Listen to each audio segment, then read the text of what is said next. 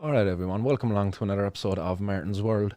Guys, before I introduce today's guest, I'd like to remind you that if you want to support the show and support the fight for cannabis legalisation in Ireland, you can do so by signing up to the patreon.com/Martin's World, or you can also make a donation in the form of bitcoins over on martinsworld.ie. There'll be a link there on the homepage. All of the funds that will be gathered there will be used to set up a cannabis activist hub here in Cork City so we can bring together the cannabis community so we can be better represented in policies that will be formed here in Ireland as cannabis becomes legalised. So, guys, with that being said, I'd like to introduce today's guest, who is none other than Natalie O Regan. Natalie O Regan is a Masters of Law student at the University College Cork, and she has a keen interest in drug policy reform and harm reduction. And her area of research involves the criminological theory of stigma and its impact on cannabis users. She advocates for the decriminalisation as the first step needed in the process of removing such stigma.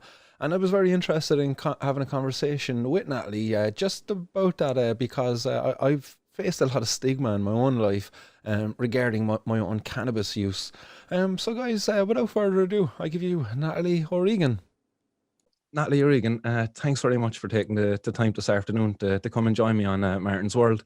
Natalie, why I'm very interested in having you on the podcast is I believe that the last time we met was the first time we actually met as well, was at the Support Don't Punish event. And when I was talking to you there, I wasn't aware of the fact that your studies were so specific about cannabis. I only learned that more recently when you were on the European Cannabis Advocacy Network. I believe you kind of alluded to the fact that that was what your work was. And then I was like, geez, now I'm even more interested to pick this girl's brain. So I suppose before we get into that part of it, Natalie, just what is your academic background, and how did you get into this kind of field of research? Well, my academic background is short and sweet, really, because I, like many others, kind of our generation, left school at 16, had no interest in education. You just want to go out, get a job, leave school, leave that world behind you. And I left school 16, started working in restaurants and stuff like that, and worked in restaurants and hospitality management for 10, nearly 15 years. And at 30, I thought it was a fantastic idea to try and go back to college. So I was working in Dublin and Wicklow, and I ended up moving back home. And I was sitting on my arse going, I'm taking a couple of months off. Sure, I'll apply to college and see what happens. So I applied to UCC for law. Sure, the worst they can say is no, it's fine, at least I tried. Never expecting that they'd actually let me in. Yeah. And they let me in, and I remember ringing my partner, and it was on his birthday, going, oh Jesus, I'm going to college, what am I going to do?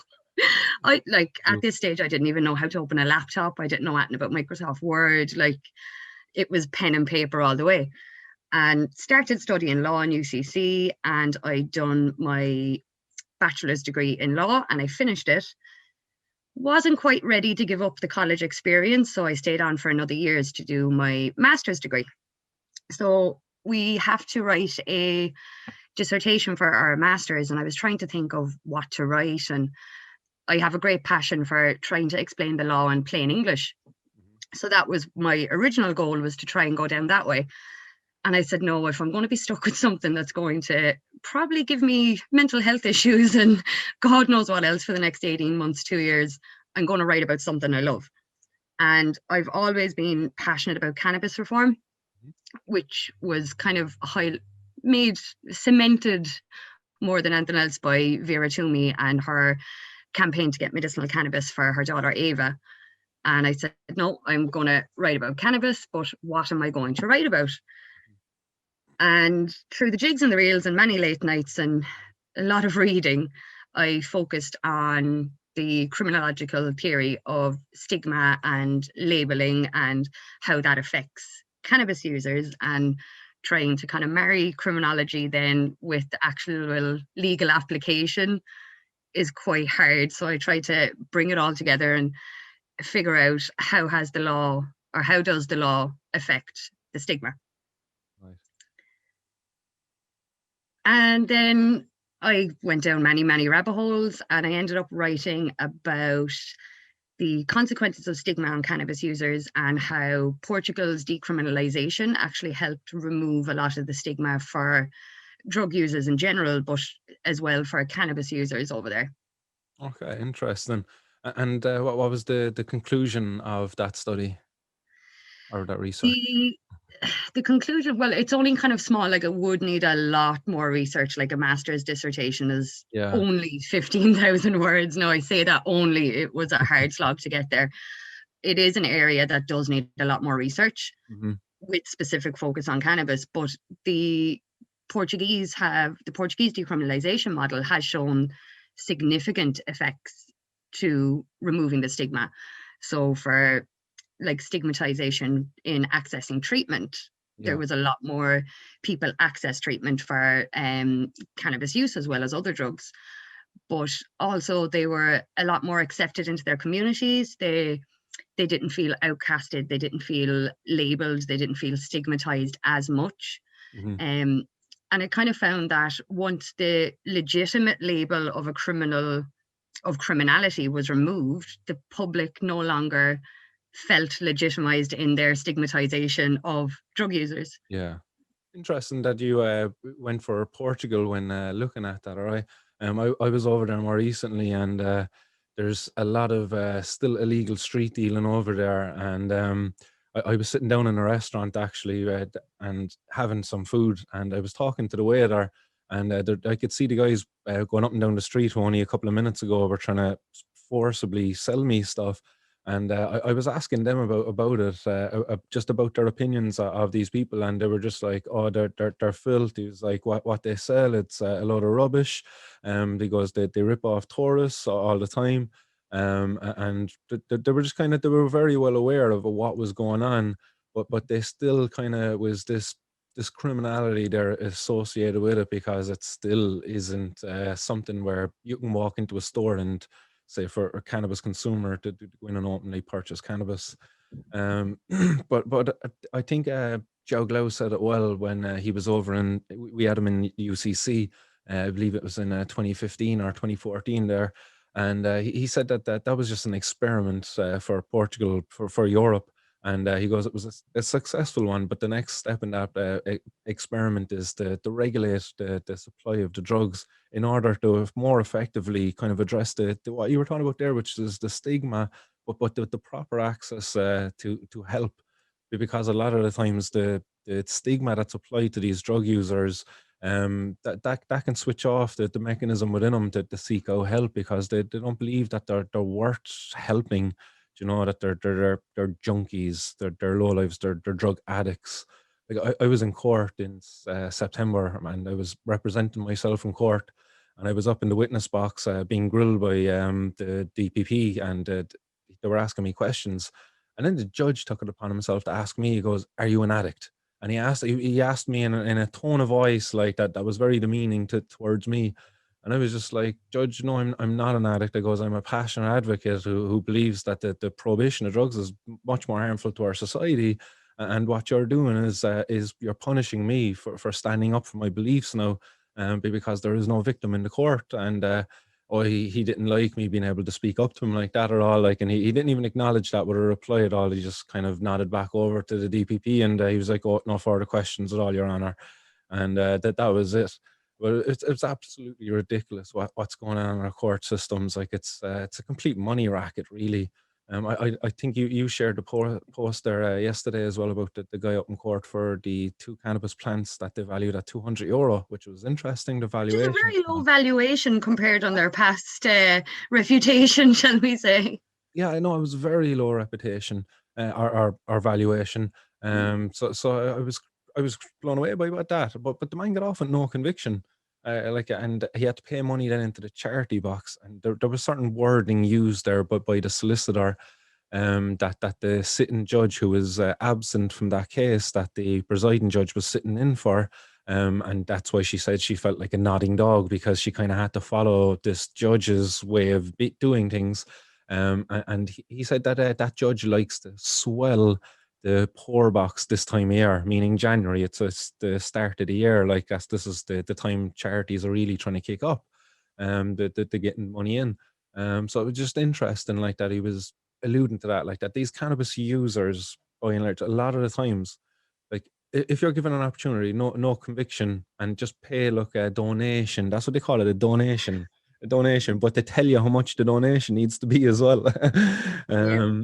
And you get offered the conviction. Like they're literally threatening us and discriminating against us, just that so we can have some normality in life, some hope that there's a future out there where you can get a job where your criminal record isn't going to get in the way. Like it's crazy. It is like I found her comments about being like a nodding dog in the court very interesting. I think it was a female judge. It was I might be female, wrong. yeah, I Miriam think it was Walsh. female. But like I found her comments really interesting. Going in my experience, I kind of took it as, what is the role of courts here in terms of cannabis possession? I feel like a nodding dog, just saying, put it in the charity box every time we get a case for cannabis possession in front of us. Like, to me, I took her comments as in, this is a waste of time. Why are we doing this? Interesting. Is there another way that we can do it? I am like a nodding dog on a bench because I have no choice but to deal with these cases through the poor box. Yeah, that's an interesting perspective. I was thinking it more like that she wanted to punish him, and she felt like she was powerless to do anything now because she had to follow the footsteps of the previous judge. That's how I'd interpreted it, but that's an interesting interpretation, that she's actually more just annoyed at the fact that like the policy makers haven't been doing something. But why is it that the judges can't actually come together and make some sort of I don't know, a statement on this kind of a thing, that year in, year out, it's continuously the same profile of person for say cannabis crimes before them, and they never do it. I'm always baffled by that. Like, even like now we have the adult caution, which is yet to be seen how effective or how good that will be in society. But even previous to that, there was alternative routes to prosecution available to the judges. I Yeah. think it's section 28 of the Misuse of Drugs Act. They can, like, judges can, instead of a criminal conviction, instead of incarceration, instead of a fine to the poor box, they can like authorize treatment, they can authorize supervision. Not like, in my research, I tried to find out how many times this section was used by judges, and never, absolutely never used by judges. It was resisted. Interesting. It was brought up by defendants and their legal representatives in court and dismissed straight off the bat. For So cannabis even cases. previous to this, yeah, even previous to this, there was alternative routes to prosecution available, but they were just never used. I wasn't too aware of that now, actually, to be honest. As much as I've read that piece of document, the 1977 Misuse of Drugs I Act. have lived it for 18 months. I know it inside and out at this Ah, stage. yeah, it's just flashbacks of being 17 and being typing it into the internet, like, and getting the first look at it, like, and And it's trying just to figure out the legal jargon then on top of it as a 17-year-old, I can't imagine. yeah, no, it was definitely, it was intimidating, to be honest. And I got tried as an 18-year-old then because of the bloody backlog in our court systems here. Even currently, like, I got caught in April last year, and it was September then of it was April 2019, and it was September 2020 by the time I got brought up to court for one joint, €10 worth Yeah. of cannabis. Absolutely. There's a guy that I'm talking to at the moment, and he's back. He had problems with Garda vetting when he got a job. I think it was in like a nursing home or some Yeah, setting I similar to that. know who you're on about. And he had problems with his Garda vetting. Yeah. Yeah, and it was like €25 worth of cannabis, and he was like, "I've never gotten anything from the courts. I have never gotten anything. I don't know anything about this." And I think he recently found out that apparently, again, he got another job. This whole Garda vetting issue came up, and he recently found out that apparently the case was dropped in February, which he didn't know about. So Yeah. his solicitor is trying to sort it. His new job is trying to sort it. And he's like, "I actually have no idea what's going on." Isn't it such a shame, like, that a person, say, working in a nursing home, like, I chatted to this bloke, and he seems like a very nice guy, and he seems like he'd be very dedicated to his job, and he can't get it because he was once a cannabis user. He's actually given her up now, but his past still comes back to Yeah. haunt him. Like, you would like, if he'd harmed somebody, if there was a real victim in the crime, but in his crime he was this victim because the way the law sees it is drug use is bad, and it's bad for public, and it's for public health reasons we've prohibition. But like, imagine what that does to your mental health. Like, it's absolutely crazy. This lad is going in there now 9 to 5. He says at the moment it's Friday now when they're determining the outcome of this whole thing for him. But imagine the stress he's gone under. I couldn't imagine how his sleep is at night time. It's crazy. No. And he's still so cheery and so optimistic and upbeat about it. If that was me, I would be a lot more angry about the situation. Yeah, no, definitely. But that's what he's putting out on the surface. But underneath, you have to think deep down. Like, there's no person is immune to this kind of thing. It's going to hurt on some level, whether it be small or big, but it's going to hurt for sure. The prospect of losing your job because you got caught with a bit of cannabis before, and it's just, man, that's so annoying. Uh, what? But that's what my kind of research went, is like these collateral consequences of prohibition. It's, yeah, okay, you're a criminal, you've been caught with cannabis. Where does that lead you in the future? Like, there is a lot of collateral consequences to that one tiny conviction, that one €25 cannabis conviction, €10 one joint cannabis conviction. Yeah. There's a ripple effect that goes with it that can be felt years and years later. Yeah. Was there any particular field of work or career pathway that would have been blocked to a person who has a criminal conviction for, say, cannabis anyway? Was there anyone in particular that stood out to you when you were doing your studies? I didn't really go into if there was any specific employment opportunities that would be blocked, but I could imagine that some careers would be affected by a drug conviction at the end of the day. Like, I don't know, the guards, or Yeah, I don't even know. Like, can you join the law society with a drug conviction? I won't go down this rabbit hole. Yeah, no, but these are very valid questions like, to be asking. Can you be a social worker? Can you, like, I actually don't know if there's any specific employment that would be totally blocked by a drug conviction, but Yeah. I can imagine there would be. And if it's not, then it's probably severely curtailed by the fact of Garda vetting, and that it will pop up. And you're like, you have to be open and honest of why you have something on your Garda vetting. Yeah. I got convicted of cannabis. Yeah, I can imagine that will change a lot of people's opinions. I know for myself, I was unemployed, and just going back about 2012, about over 8 years ago, and I was down in the welfare office going in signing forms, and I got handed a form in there, and I seen a course, and it was like, it was good manufacturing practices and technology, and it was all around manufacturing pharmaceutical drugs and medical devices. And it was amazing. It was a very good course, very boring, and like a lot of regulations to be read around quality control and quality assurance and stuff. But look, it was all meaningful, and it had a place, so it was worthwhile doing. But when I finished that course, there was a number of jobs I was ruled out of. There was the Johnson and Johnson. There was the Boston Scientific. A number of them, because drug testing was a part of getting into these jobs. And I asked that when I got to visit some of the sites. I was down on the Pfizer site and asked the question. I was like, in the jobs pathway, I was like, do you do drug testing? And he was like, yeah. And I was like, all right. I goes, I consume cannabis. And he was like, yeah, you won't be able to get a job here. Straight up. And I was like, okay. So like, it's one thing having a criminal past, but it's another thing being an active cannabis consumer. Like, just straight out jobs rule out. So for me, as a graduate of that course, and I graduated like passed every module, done really well.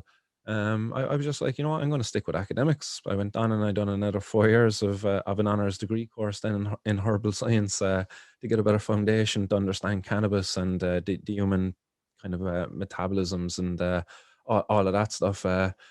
So and here I am now today, a bit more educated, understanding a bit more, but I feel incredibly discriminated against because, like, why am I not a qualified candidate for these jobs because of the fact I use cannabis? What is it about that?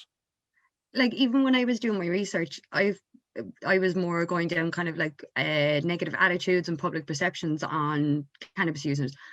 For employers, they didn't want cannabis users as employees. They were lazy, they were unproductive, they were concerned about their level of focus, their absenteeism. But research, like my research has also shown that once people sat down with these employers and explained the cannabis situation or had a chat with them, Yeah. where the employer could see, oh, this is an actual normal person. It's not a lazy, unproductive Cheech and Chong type cannabis user. Like Their if you were to look attitudes at did change. if you were to look at my college record, if you were to look at the person and the record before him, like you would see that like my attendance was impeccable. Like I had about above 98% attendance, given the 1 or 2 days off. Like I'm a dad of 2 daughters, so like there was going to be a day here or there for whatever reasons. But luckily, I take care of my health. Like I'm out running every day. When I was in college, I was there at like 6:30 every morning, out running on the track, into the gym as soon as it opened, like incredibly motivated, like into staying in the library and all of that stuff. But the fact that I'm a cannabis user, it's like, oh, I can't. When I graduated at that course, that despite the fact of all what I achieved and the level of that I graduated at, I still didn't believe I could achieve a job. I went out and I went about self-employment. I looked at trying to start up a business and things like that. I was getting into mushroom extracts. That's what's actually in my coffee, the Lion's Mane mushroom extract. Still consuming that. So, but it never really took off. Sadly, my business partner got sick and things, and I was just missing a whole unit of the business then, so it just didn't work out. But we'll see what happens there in the future. But again, like I just couldn't apply for jobs. I don't see it within me. Why bother? That's what's always there in my mind. Why bother? This thing is always going to come up. That's how stigma affects you. It's you internalize it, even though you kind of think, oh, like I can't get this job. It's a valid thing. You internalize the stigma that you have felt from the public and from society for many years. And that internalization affects your self-confidence. It gives you low self-esteem. These are the ripple effects that I'm talking about with stigma. It goes well beyond the whole negative public attitudes. It's internalized. It affects mental health. It affects your job employment prospects. It affects you even accessing regular health. Like if you go to the hospital, you're not going to be as open with them as a drug user as you should be. You're going to be scared of telling them that you're a drug user. Yeah. And even when I was researching it, nurses and doctors' attitudes, they're interwoven with prejudice and stigma once you say you're a drug user. Yeah. I was only you automatically think you're hunting for medication or you're hunting for tablets, and it's shocking. But at the same time, my research also showed me that once they're educated on the topic of drugs, their whole perception changes. They have more compassion, they have more empathy, everything. So education is the key on this. How do you educate these people when it's the system from the top down that it's broken? Like the people at the bottom, you know, that they would be willing to be educated on the subject, but the people at the top just aren't willing to let them to be educated on it. Like the fact that the cannabis remains in the Schedule 1, that the World Health Organization made some incredible recommendations there back in November, and they weren't really listened to at all. But one of them got accepted, and there was a number of them that were rejected. And we would be in a much better standing right now if all of those were to be accepted in terms of access of cannabis to researchers. That's an incredible one that the people aren't aware of. That's another major effect of prohibition. Not just the stigma, but the effect that it has on the research. It has basically smothered and stifled research into cannabis for the last number of years. Yeah. So now it's finally removed. There is going to be a lot more research. And even when you think of an Irish context, if you kind of present anything to the government or to the HSE or anything like that, oh, we need more Irish research. That's all. That's their main excuse, is we need more Irish research. We need more Irish research. Yeah. But up until now, it was very, very difficult to do. Yeah. Like, would you be surprised by the fact that when I was doing my herbal science course, I had a number of lecturers who questioned why I'm doing my sub projects on cannabis. It's like, I remember you telling me that at the Support Don't Punish meeting.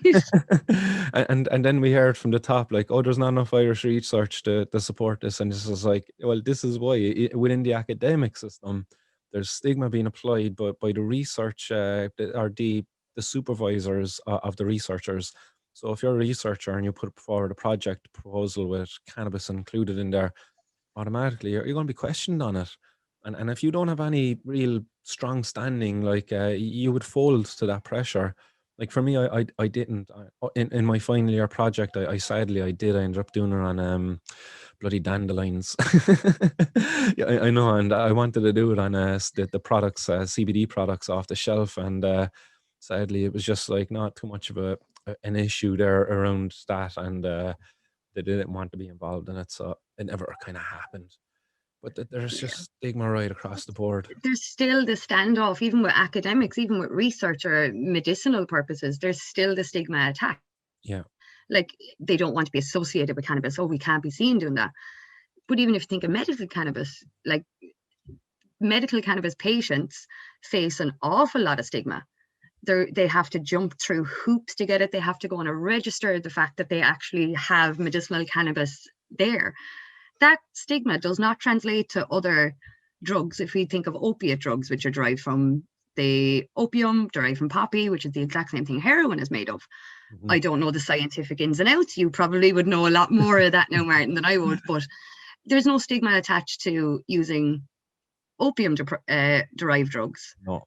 Yet again, there's still a lot of stigma attached to medicinal cannabis. Yeah, I had Pepe Rivera on the podcast here about a few weeks back last year, and he was wearing a bandana throughout the whole interview, and he kind of alluded to the fact of why he was wearing it, and he kind of apologized for it too, and when he was before he gave the explanation, because he compared it to the stare that the Jews had to wear during the times of the Nazis and all of that crap.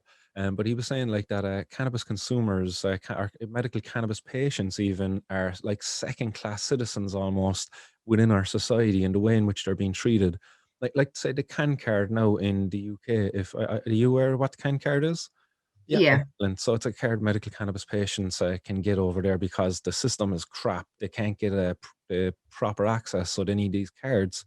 So if they get caught with the illegal cannabis, they have to source for their medical reasons. The cops might not take it off them, but yet still, patients have to give their names into, so they have to be listed. So they're making themselves known, and they're kind of, you know, it's a weird system. It's very discriminatory. It's second class almost, like, because as you just very well said, like you can go and you can get pre-gabapentinoids, all these kind of dangerous drugs, like no problem at all, and you just get a prescription just through your doctor. It's all private, it's secure, it's grand. You don't have to register in some sort of system, have a piece of card in your pockets because the authorities might come and search you and you have some sort of a controlled drug. This never happens at all for people who have these kind of drugs. It it's crazy. Like, what It, do you it, think of that system, the can card system? Do you think that again applies stigma? While it is beneficial, do you think there is still stigma in that?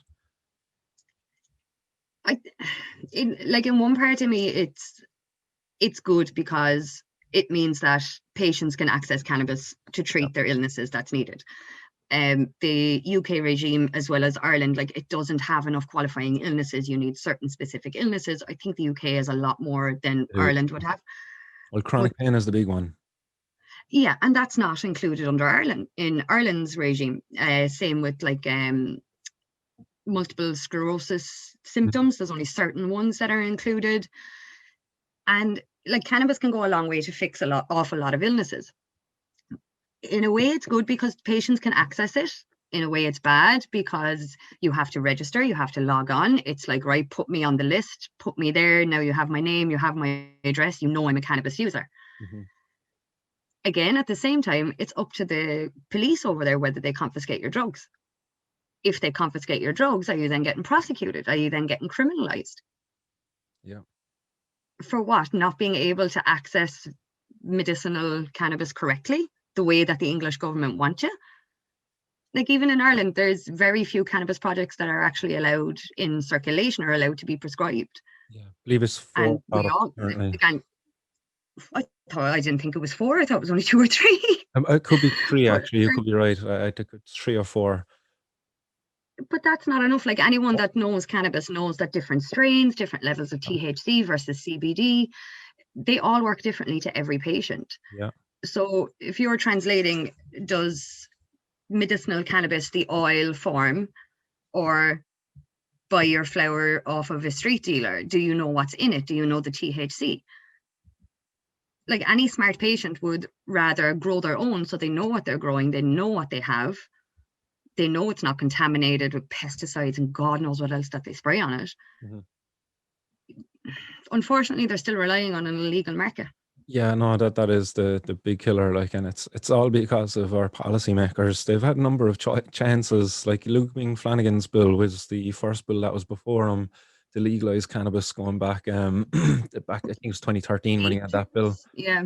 Yeah, it was a good while back, but again, a good opportunity. They could have made a number of amendments to that bill because it wasn't perfect. There was definitely issues within it, but there was an opportunity to sort out this whole mess, destigmatize a whole community of people out there, and open up the doors to proper research, proper access to patients, because that was within Ming's bill as well as addressing the medical needs. And they did not know. And then we had Vera Toomey, as you brought her up a while ago, and her march from Cork to Dublin. I was sadly in Dijon doing my college placement over there for 3 months when she was making that march. So I was watching from my the college dorm room over there. Sadly, the desire was in me to join her. I would have been marching alongside her the whole way had I been in Ireland, but because like she's only over the road from me anyway. So I would have joined her from the beginning. But yeah, like the policymakers, like, geez, man, how do they sleep at all at night to allow this thing to carry on for so long? It's But I think crazy. even as much, like as much as there was so a lot of things wrong with me, Luke Flanagan's bill, it also afforded the opportunity of opening up the conversation and getting the conversation going, Yeah, educating the public on what we mean by cannabis legalization. yeah, And at the same time, years later, you had Vera Toomey and her campaign. And in a way, I think Luke's bill probably opened up the discussion of how cannabis can help medicinally, hmm. It which definitely probably did. like had the ripple effect of where we stand today with medicinal cannabis and granting the access to it. But the outcome of that vote and the debates that happened in the Dáil, I don't know if you've watched them. Like, I was watching it all closely at the time because I was a campaigner still even back then, and it was just despicable. Like, they weren't really acknowledging it. It was childish, the attitudes and the behaviors of the prohibitionists, the people speaking against it. Just it was always just completely stigmatizing and discriminating against people who use and consume cannabis. It's like there's no merit to the medicinal argument. Like that's what there was just literally no entertainment of it at all from a minister for health at the time. I don't know, was it Micheál Martin or someone? I can't remember who was the minister for health back then actually. Um, but again, it's a complete joke. And then it wasn't until it was actually really personalized into young kids. Tristan Ford was the first one, Yvonne Callanan's child, and she had to spend a year in Colorado, exiled from Ireland. She came back. She got access to cannabis, and she went away. She went quiet. Then once she had her access, I think I don't know what the reasoning was for her campaign and the style of it and how quiet she went. Oh, you got a big flash there. Yeah, I um, don't know what happened there. I don't know, but her campaign went very quiet afterwards, and I don't know, was it out of fear? Like, was she fearful that maybe the government might take away her access to the cannabis had she continued as a campaigner for better access for more children like Tristan? But because not long after I think that, she was probably just tired. and there Like was it was that. a long, long road, and once you kind of get it, you just want to put it all behind you and never ever think about the hassle that you went through ever again. There was that. I would agree, I was thinking that as well. But then she ran for government for Fine Gael, I believe, in Skibbereen. She ran for election there. Yeah, she ran. I don't think she was successful in getting a seat. But I'm not too sure what the reason was there. All, but she went quiet. But Vera Toomey, then an amazing warrior. She really picked up the pace there and the challenge to the government. And not only did she pick it up, but once she got access to it, she stepped it up even further because there was many other people after her who need access to it too. So well done to her, and like she inspired somebody like you, like that. This is a testament to what that woman has done for the cannabis movement in Ireland. Like, is like she's woken up a lot of people to what cannabis is and all of that. So I'm going to get a picture of her and put like a halo, like Mother Teresa, and put it on my wall and make a little shrine. no, she is an amazing, inspirational woman. All right, to be fair. But Like when you think of it, how many years ago was Tristan? That was 2015, 2014 even 14, 2014, 2015. Yeah, 6, 7 years later, and we still have medical refugees. Yeah, yeah, that's it. Alicia Mara There's is stuck over in Alicante at the moment. yeah, The Cork Stephen train Garland's station. in Barcelona. There's another one. There, oh, I'm gone blank now. There's a list of them in my head at this stage, Yeah. No, but that they're like the two most vocal that I can think of. Like, yeah, and the reason why there isn't more is fear. Fear keeps people quiet. Fear of being targeted by the authorities, but also fear of the stigma that's going to come from maybe your community, family, and friends who might be still in the dark. You know, as educated as I've made people around me in my circle, like I kind of sometimes would be ignorant to how other people live within homes where people still believe the reefer madness. How would you what would be your advice to somebody in overcoming the stigma of this, say for a person to engage in a conversation anyway about cannabis? Like how do you deal with the mental blocks that will come up there? I don't know how to answer that. I'm not a therapist. Yeah, yeah, you didn't come across But like, anything in your studies for people. own it. Like, Oh, you're there not, you if go. you're not going to change it, if you're adamant to remain a cannabis user, own it. Yeah, Like, don't let the stigma of the public get to you. yeah, yeah, I'd agree. Easier said than done. Just rise above it. Education is key in reforming cannabis, Yeah. and I really truly believe that education is key. Mm.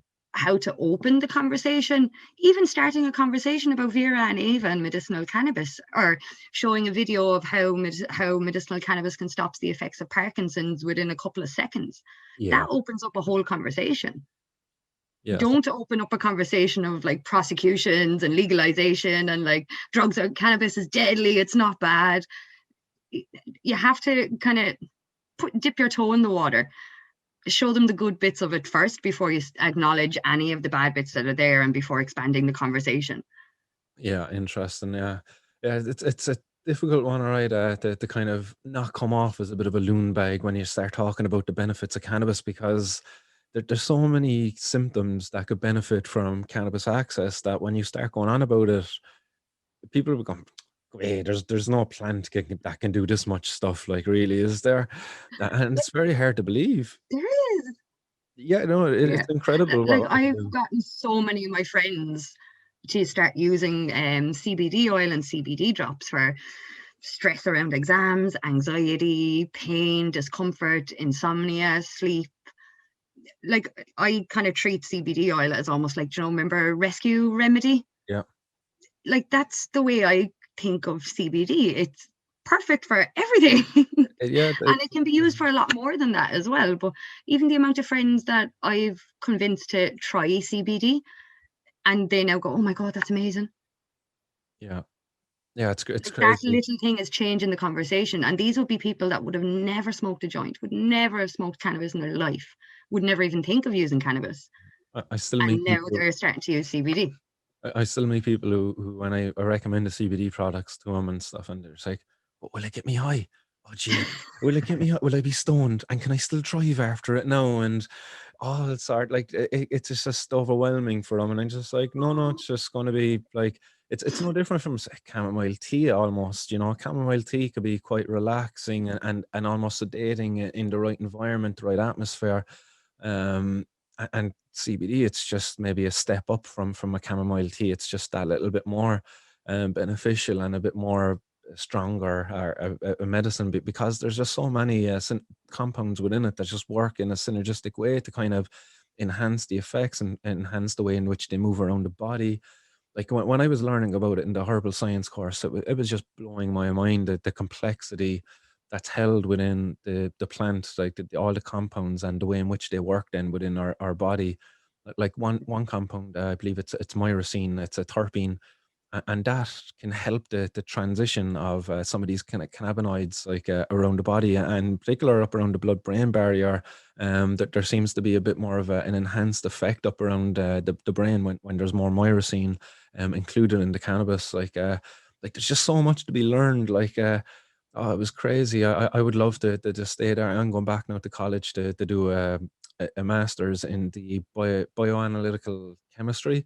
So I hope to home in on that kind of stuff on terpenes, on full spectrum extracts, on maybe doing analysis or something along those lines. I'll see what I can do.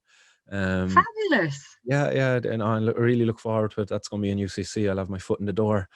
I hope that they try to get a project down there. I'd love to get them growing some cannabis in their greenhouses down there. They've got some kick-ass greenhouses. Like, have you seen them down along the Yeah, walkway?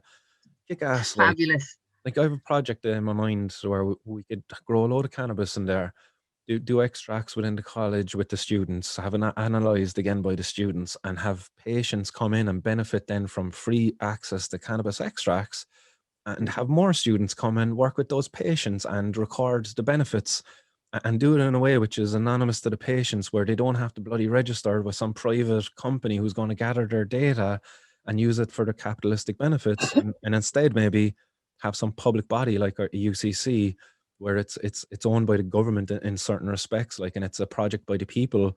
And maybe we could even develop an extract through the college that could be sold to patients, where the money stays within the public An system, Irish one. An Yeah. Irish one, yeah, an Irish That one. we won't have to get imported. Like, I know they don't have to travel to Holland anymore, but it's still, we have to import. We do, and they pay an enormous sum of money for it. It's absolutely crazy that the cost of medical cannabis in Ireland at the moment. I believe it's Kenny Tynan. He recently stopped. I hope he doesn't mind me saying this, because he kind of said it himself, but he recently stopped on renewing his license for medical cannabis. So he had a license giving him access to legal medical cannabis, and because of the price of it, he just isn't renewing it anymore because he can't afford it, and he's gone I back think it was back to 4,000 euro, I think. yeah, almost 4,000 every 3 months, so nearly 16,000 a year he was paying. Yeah, that's some sum of money to be paying for a for a plant extract. Should be costing them pennies. They're like, when you think about it, right? You can go into a cupboard. I hope you could anyway, and you can open up your herb section, and you'll find thyme, rosemary, sage, all of these lovely herbs and stuff like that people cook with. I know mine cupboard is full of them downstairs anyway. I love cooking and I love my herbs and spices. But when I look at these herbs and spices, I can't help but think that cannabis is just a plant like these. I can buy these jars, like 100 grams of oregano, and it only costs me €2, €3. I'm like, Mm, why is cannabis any different? Like, and the benefits cannabis can give. And imagine you could buy a €2 or €3, like a month or a year's worth of your cannabis medicines, or your cannabis supplements, even, like if you weren't a person who needs for, say, any serious medical condition. You're a person who could probably benefit amazingly from just supplementing with cannabis in a healthy lifestyle. yeah, I like, even when we're talking about Kenny, like the fact that he has to pay that out and that there's no reimbursement at all whatsoever from medical card schemes is not or nothing is an absolute disgrace.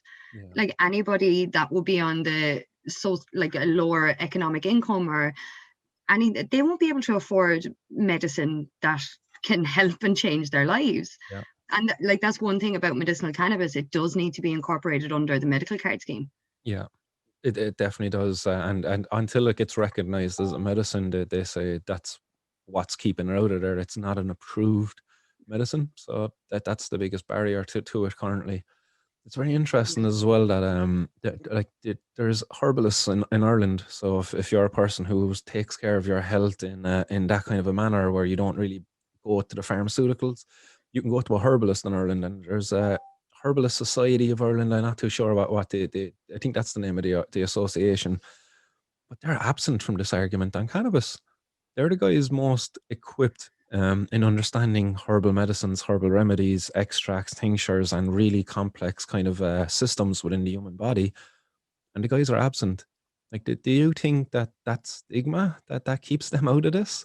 I can't see any other reason why. Like, the stigma attaches everywhere. They could be worried about ruining their reputation. They could be worried about losing customers or losing patients. Yeah. Yeah, no, I'm going to try to chase up some of the herbalists and get them on to, so they can maybe defend themselves, because I have kind of picked on them a little bit.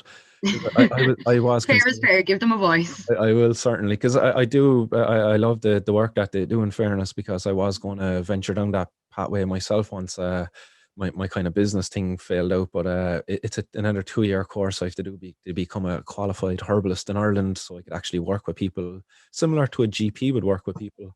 But I'll see if I can get one of them on.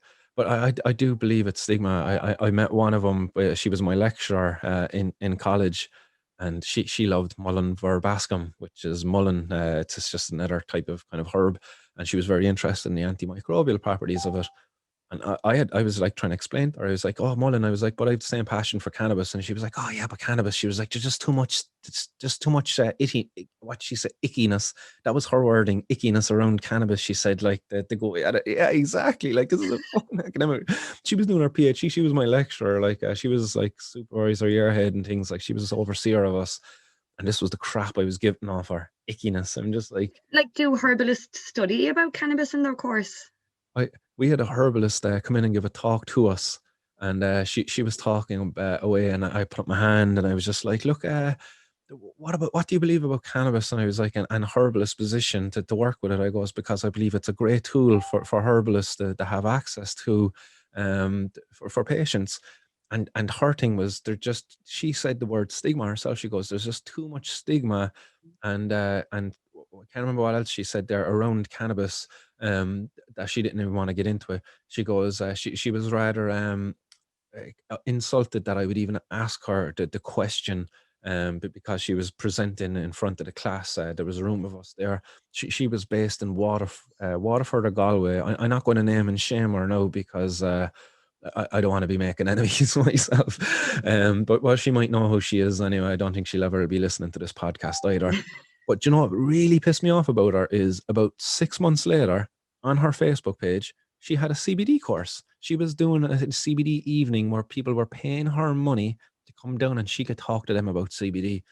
And she was unwilling to talk to me as a person within the research in the academic field, still like paving the way. Like she wasn't there she should have been encouraging me and being like, oh yes, well done. I'm glad you asked me about this, like, because this is a very interesting one. I can't wait until we can get access to this. She should have been excited about it, but she wasn't. And then I seen it later, like 6 months later. I was just like, what a crook. She's just hopping on the CBD gravy train now. That's what it just I seemed to was just be. going to say this, because CBD got popular and it was publicly accepted. She probably jumped on the train, as you said. Yeah, I just had no, like, I just couldn't keep any credibility for her anymore after that. It But was that just, goes to show if you remove the stigma around CBD and cannabis, the there you stigma is go. there no more. Somebody who was very against it then operated CBD courses. Yeah, definitely. And to be honest, I was glad that she was doing it, because she's a good voice to be having out there, to be educating people, because a lot of her audience wouldn't be my audience at all. You know, there these Mm. people coming from different kind of backgrounds and things like that. A lot of professionals would have been going down to her as well. She has a very good clinic, in fairness to her. So, like, as bad as my experience was with her at that one encounter, I can't let that sour the rest of my encounters with her, I suppose. Really, like, everybody makes mistakes, I suppose, and we can forgive them. Ah, yeah. Forgive and forget. Yeah, definitely. Anything in particular, in when you were doing your research, that was of interest to you, that stood out? Um, everything. Let me think. There's so much. Where do I start? Yes, I One started thing out that in your spot. did kind of stick out in my head, and it probably only resonated with me once I kind of went more in depth about it, and I went, it's like a light bulb moment. That's why. I was researching this whole theory of them versus us and how we outcast others in society, Yeah. and how once you're a criminal or a cannabis user, whichever scenario you're in, you're labeled. Hmm. But there was an interesting theory around it about how society interacts with criminality. So this guy called Tannenbaum, he has a theory of dramatization of evil, which I absolutely love. And he gave the scenario of youths playing around, climbing on roofs, kicking footballs, like a window might break because of the football, etc., etc.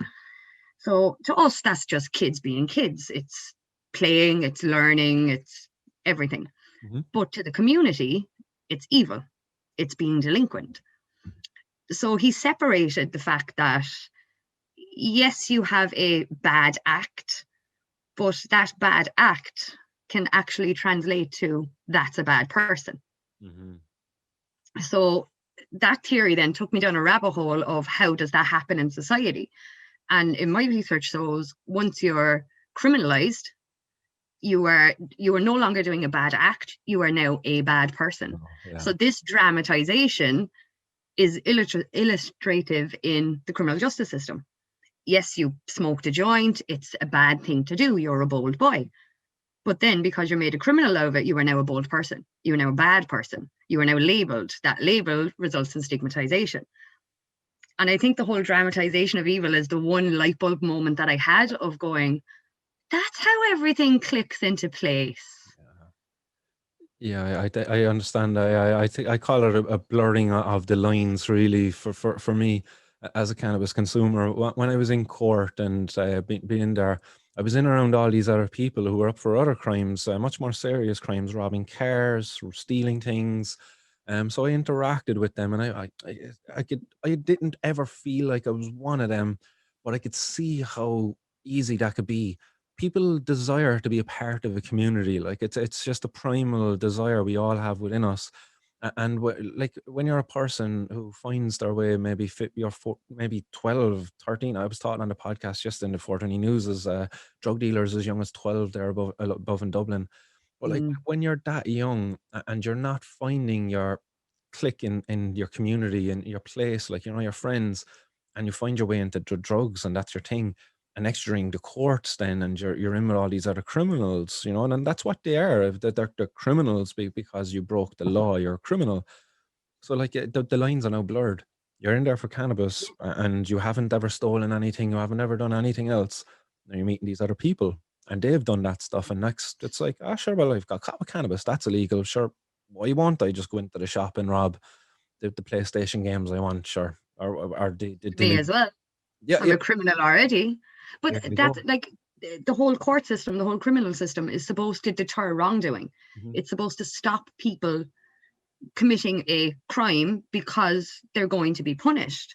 But instead, labeling somebody a criminal, instead, it just fosters the behavior that it was totally meant to eradicate in the first place.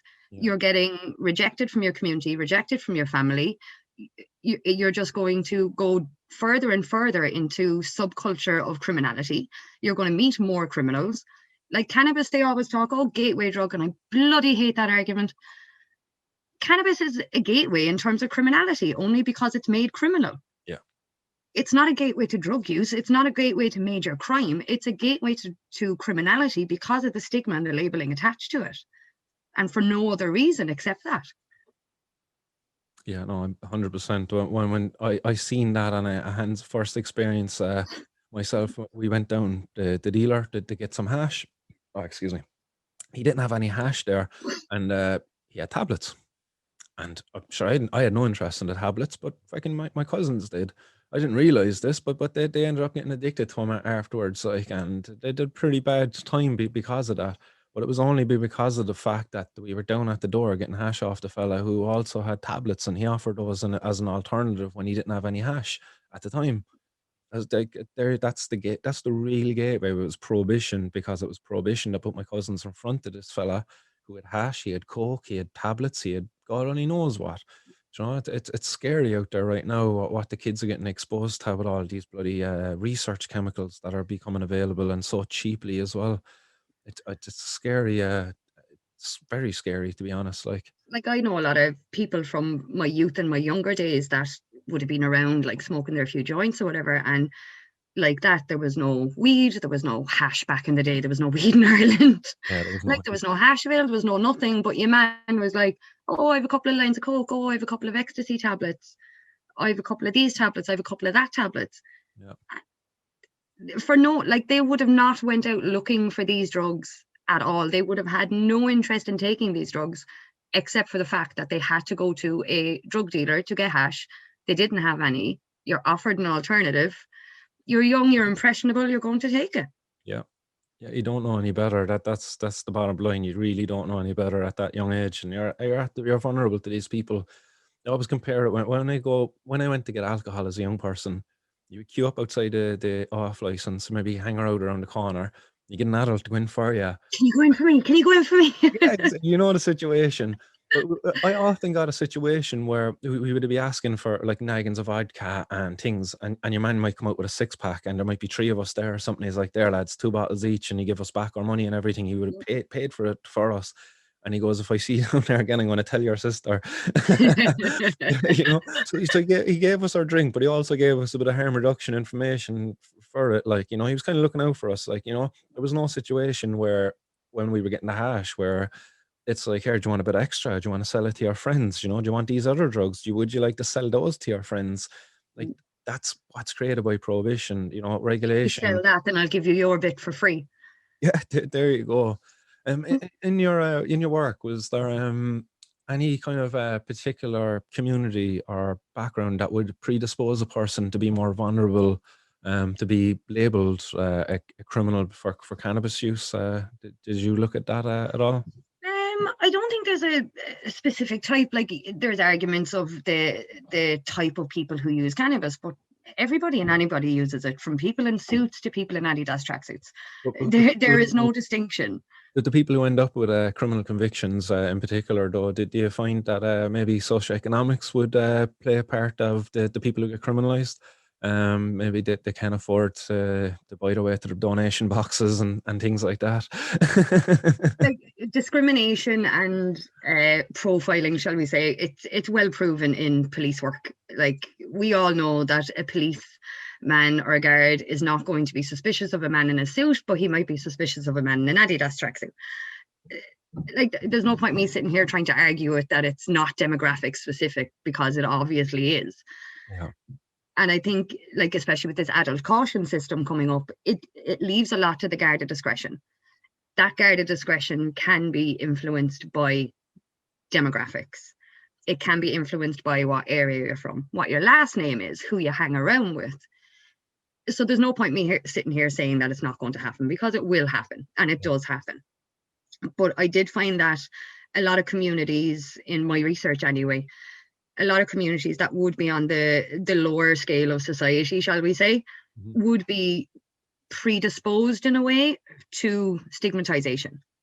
They don't want a drug user in their neighborhood. I think, where's my facts and figures? 2/3 of people in Ireland didn't want a drug user in their neighborhood. That went up to like 60-70% in some areas. But they wouldn't view a person smoking cigarettes or drinking alcohol as a drug user then. No, and they don't want a drug user in their neighborhood, because if it is a certain type of neighborhood or a certain demographic of people, that stigmatization of the 1 or 2 drug users then attaches to the whole community, and they're all tarred with the same brush. Yeah. You come from a certain area, you must be trouble.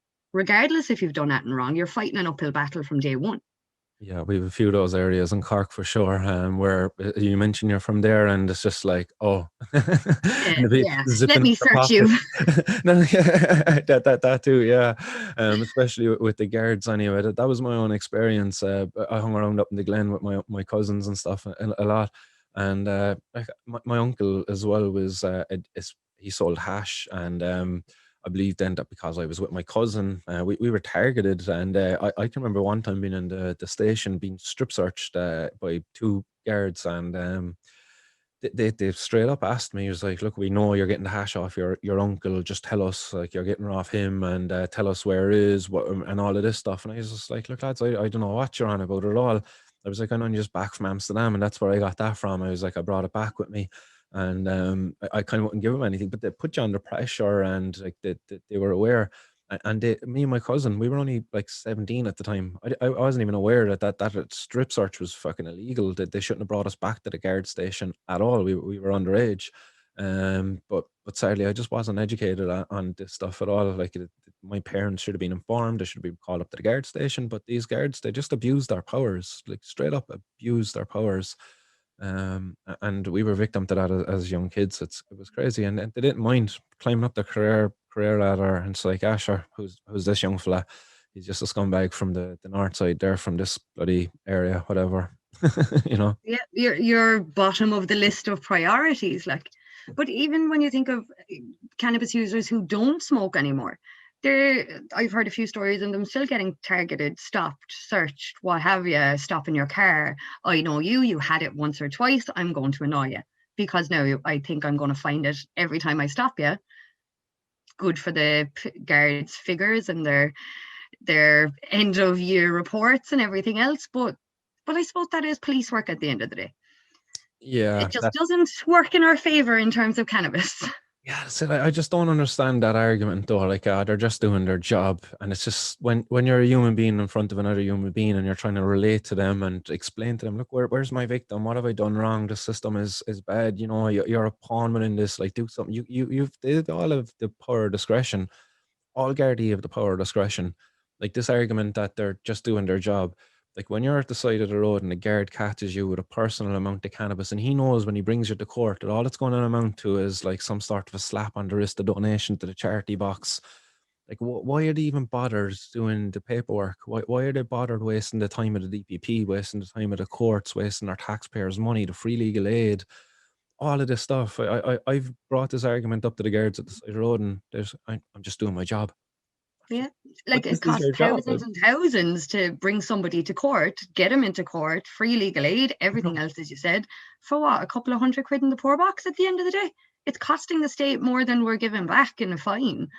It's an unbalanced punishment. Like there is no justification for it.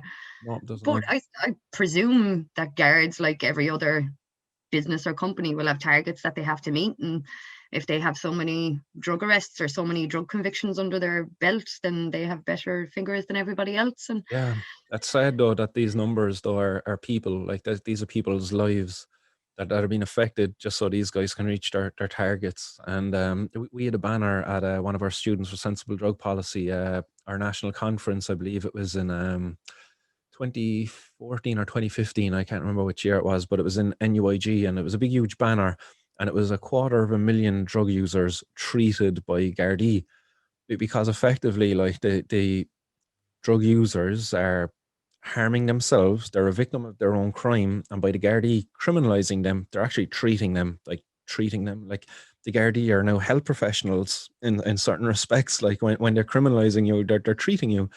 It was just an interesting way to look at it.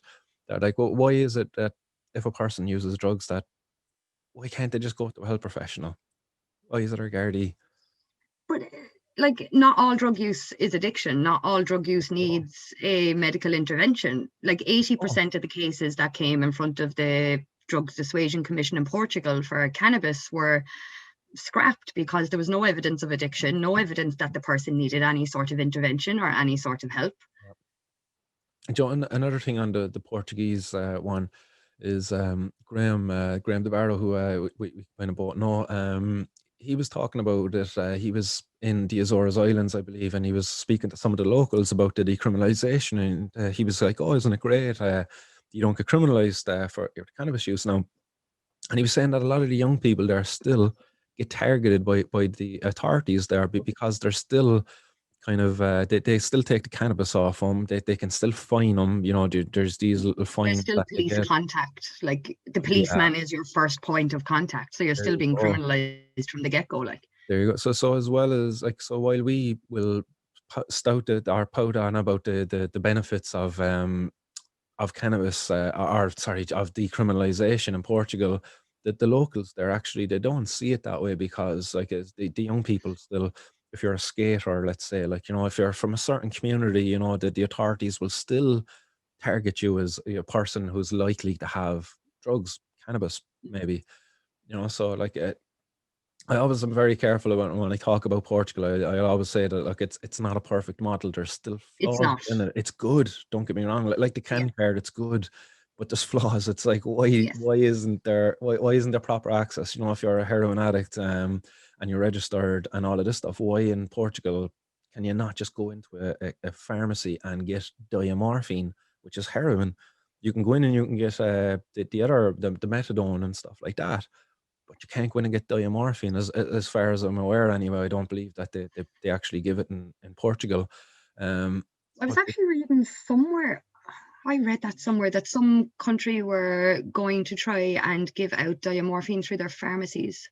yeah, that there's Switzerland have been doing it. Switzerland, that's where it was, yeah. Yeah, Switzerland have been doing it for a while now. That I don't believe they do it through their pharmacies, but maybe that's a new development that you were reading. But what they have over there are drug injection sites, I believe, or maybe drug consumption rooms. I can't whatever they call it. But basically, where people, they can register as a person who's addicted to diamorphine, to heroin. They can go in the morning. They get their diamorphine prescription. They get it administered, and then they can go off and maybe they might stay there in the clinic, or they might go off and actually go about their daily jobs Go to because work. yeah, because some people actually, the misconception there is you use heroin and you're off your head and stuff like that. For some people, actually, no, it can be just numbing pains, and it could be just allowing them to just get on with their daily life and stuff like that. So it's a very complicated one. You know, we can't have these judgments of people who use heroin. There's so many different reasons why people would get to that point and to be using heroin, and the Swiss system is an amazing one. Like they had incredible problems back in I don't know, was it the 70s, 80s? They had a place there that was dubbed Needle Park, because all of the heroin addicts would congregate in that area, because the needle bins, I believe, were there. And then what happened afterwards? They were like, Responsible drug use. yeah, no, yeah, yeah. At least they're disposing of them. Yeah, no, but that was the problem. They weren't really disposing of them properly, because some of the times, look, these people, when they inject the drugs, they mightn't be very responsible. So some of them don't even take care of their own basic nutritional needs. Like, never mind, say, clean up after themselves. Like, so it's a lot to be expected of a person in that situation. And the authorities there, they acknowledged that, and they set up the drug consumption room. And they also then after that said, look, to sort out the fact that we're now opening up where people can come in and inject. But we don't want the dealers to come to the area and to be selling the heroin. We're going to give it to them. And it was amazing results. Like, it really sorted things out. So Like, I know we're going off the topic of cannabis, but on that, I remember reading that they were saying, since they set up the program, a lot of people were saying, like, oh, sure, you're just facilitating lifetime use of heroin. And they said, no, we only have maybe 5 or 10 people that are still using heroin from the start of the project. Yeah. Every person that used heroin went in and they slowly came down on their dose. Okay, and they eventually came off it. Interesting. Yeah, I thought I read actually that they had all of the people who were on the first list cleared off it, that they all had kicked the habit. But even if they had got it down to 5, like that's an achievement. Yeah, I think it's very few that are there, like, since the kind of start of the project. Exactly. Or even the first couple of years of the project even. But everyone, they just reduce their dosage. They do. I think what they do very well for these people is they reinstill the importance of these people, their self-worth in society and community and stuff, like, by destigmatizing them. Yeah. Because all along they're stigmatized, you know, they're led to believe, you know, you're just an addict, you're this, you're that, all of these labels we put on them, rather than the fact that, no, you're just a sick person. Come here, I give you a hug. You need a hug. Some of the times these people just never been hugged as kids, and sadly they grow up and bloody end up injecting drugs because they're just absent of love all of their life. Like that's just one of the reasons. There's fucking many. And it's just a lot of kind of addictive drug use, or kind of bad drug use, and I don't really want to use the term bad, but it all stems from trauma. Yeah. Like, there's something underneath it that you're trying to block out, or you're trying to forget, or trying to numb. A lot of the drug use, the addictive drug use, or the bad drug use, it does come from trauma. And unless you treat that trauma, you're not going to be able to treat the drug use. Because even to just bring it back to the cannabis, like, I will acknowledge the fact that there is people out there who one, have addictive personalities, but two, have who had traumatic experience before, and they might tend to abuse things then because of that. Like, and it's not just cannabis, it could be other things, you know, that they can get into some sort of a sport or hobby, and that's their way of just dealing with that past trauma, of just know this is just their focus on life, and that allows them. That's their outlet. They're exactly, like, you know, and for some people said, you know, they find a way to addictive and dangerous drugs like heroin and stuff like that. But even cannabis can be one of those drugs that can be abused. You know, people can, and I always will say it, that people can abuse it, but the effects of that abuse, they're not as drastic as heroin, which can result in death. The abuse of cannabis might just lead you to staying at home and being a bit of a hermit. Watching Netflix for 20 hours. Yeah, you know, it's not that bad, but it's there. But Gaining a few pounds from the munchies, but sure, yeah, we can forgive that. I'm sure there's people out there who've been addicted to heroin or even gambling who would say like, yeah, I would probably much rather be addicted to cannabis. That wouldn't have been as bad. You know, I wouldn't have gambled the house away. Yeah. Yeah, There's a lot less consequences to cannabis use than there would be to an awful lot of other addictions out there. yeah, no, certainly there is. Going forward, I suppose 2021, I think there's a lot of hope to be held there for the cannabis community. The Gino Kenny's bill, I've yet to see it or be made aware of what's actually in it. But I don't think it's published yet because not I yet. had a nose around the internet for it. No, it's not out there just yet. I hope that they get a sight of it soon. But it's not out there yet. But could I ask, like, if cannabis was to be, say, if it was to be legalized by Gino Kenny's bill, how best could we address the harms that were done but by the criminalization for people? What would, in your opinion, would be the best thing we could do there to redress these people and to kind of start undoing that stigmatization, the criminalization aspect of it, you know, the everybody who got caught with it was an addict kind of thing. I don't think it's something that's going to change overnight. Like even if cannabis is legalized in Ireland, the stigmatization is not going to go away tomorrow morning. It's not like flicking a light switch and everything is forgotten about. It is going to take a couple of years for that stigma to go away because it is ingrained in the public that it is such a bad thing. Yeah. But I think once it is legalized and once the legitimate kind of criminal label is taken away, the public will no longer be legitimized in holding their bad views. Mhm. It's not illegal. What are you giving out about? Yeah. Like I can imagine during Prohibition in America, there was often bad thoughts like, oh, you're bad because you drink. It was often stigmatized, but Mhm. how many years did it take for alcohol to not be stigmatized as a bad substance anymore? That's true. Yeah. Well, It is going to take a while, but I think taking away the criminalization of it is highly important. And I think once they see that the public see that it's not as bad as they thought, if it is legalized, that is, it's not as bad as they thought. Oh, your man down the road has a couple of plants, or you one up the road smokes a. They're actually okay. I know her years. I know him years. He's not a bad person. That will slowly start to shift public attitudes, and the public attitudes will then kind of not see people as a stigmatized cannabis user anymore. yeah. But it is starting to become socially acceptable. Like attitudes in the last 3 years, especially, have changed an awful lot.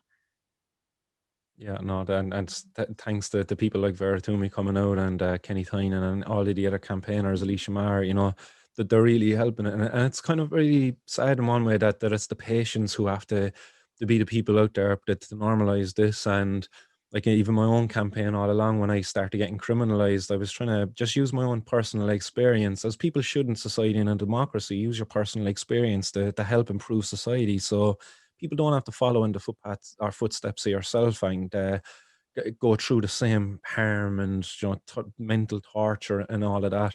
And sadly, my argument wasn't worthy because sure you're just a cannabis user. That's kind of, and even I get that myself. I do that to myself sometimes. I'm just like, sure.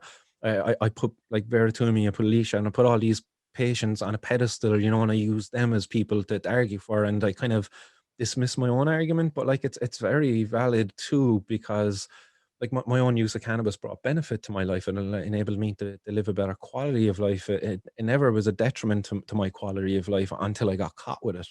Um, but still, you know, I always would put these people before my own argument, and I hate that because It's like, almost like their reason is more valid than mine. yeah, yeah, it is, Yeah. and I think that it comes back to the stigma really, because my use it labels recreational, but what the fuck is, Therapeutic. yeah. Therapeutic use, not recreational use, I therapeutic. know, I know. Like, there's so many uses. Like, I would just see cannabis as a tool. It's a multifaceted tool. It's like a Swiss Army knife, you know, of sorts. It can be used for so many bloody reasons. It can be used for, like, I know people who do jujitsu, and I do jujitsu myself, which is kind of mental chess, but with your human bodies, like where you're just engaging in just a play. Like, but when you consume cannabis, it allows you to get into a flow state. It just improves the enjoyment and just your presence within that activity. and for so much more. When I go running, I get up in the morning and I go out for a nice long run, sometimes an hour, 2 hours. And I like to have a bowl, a hit of cannabis, like, and it's counterproductive. You would think, like, smoking cannabis, like, but like, it hasn't hindered my cardio capacity and my ability to go out and run. And in fact, in the mental state I achieve while I'm on those runs, it's so much better when I have cannabis. And I go running without it too, and I can still achieve those states. But sometimes just the cannabis allows you to get there a bit sooner in certain ways. So People out there that would find cannabis actually helps them get their work done, helps them study, helps them run, helps them do yoga. I think you were on about actually recently. He used cannabis for creative purposes. Was he a musician or an artist or something? oh, there's so many. He got caught with plants. Oh, is I'm that sure you were on about. Was that the guy down in West Cork? Was it Yes, yes, the musician from West Cork? I believe he yeah. was an older gentleman too. Mm. I tried to find him, actually, to get in touch with him to see if I could have a chat with him on the podcast. Yeah, but he got caught with growing plants. Yeah, that's right. And he was using cannabis, he said, because of his creative purposes. Yeah. I've a buddy, he's a Rastafarian, Joseph, and again, he talks about the fact when he was brought to court a couple of times, and he's used the religious argument that he uses cannabis because of it's a religious sacrament to him, and it enables him to have a closer communication or feeling of engagement there with the higher powers and stuff when he's praying. And that's been kind of respected there by the authorities. The guards don't bother him for some reason. I haven't seen him getting in trouble, like, and he's a bit reluctant to getting engaged in the activism too, because he has a He's very, been very left alone. Why would you he's, rock the boat? he's been left alone, but he has a very good, well-paying job as well since he's graduated college. So I reckon it would jeopardize that too.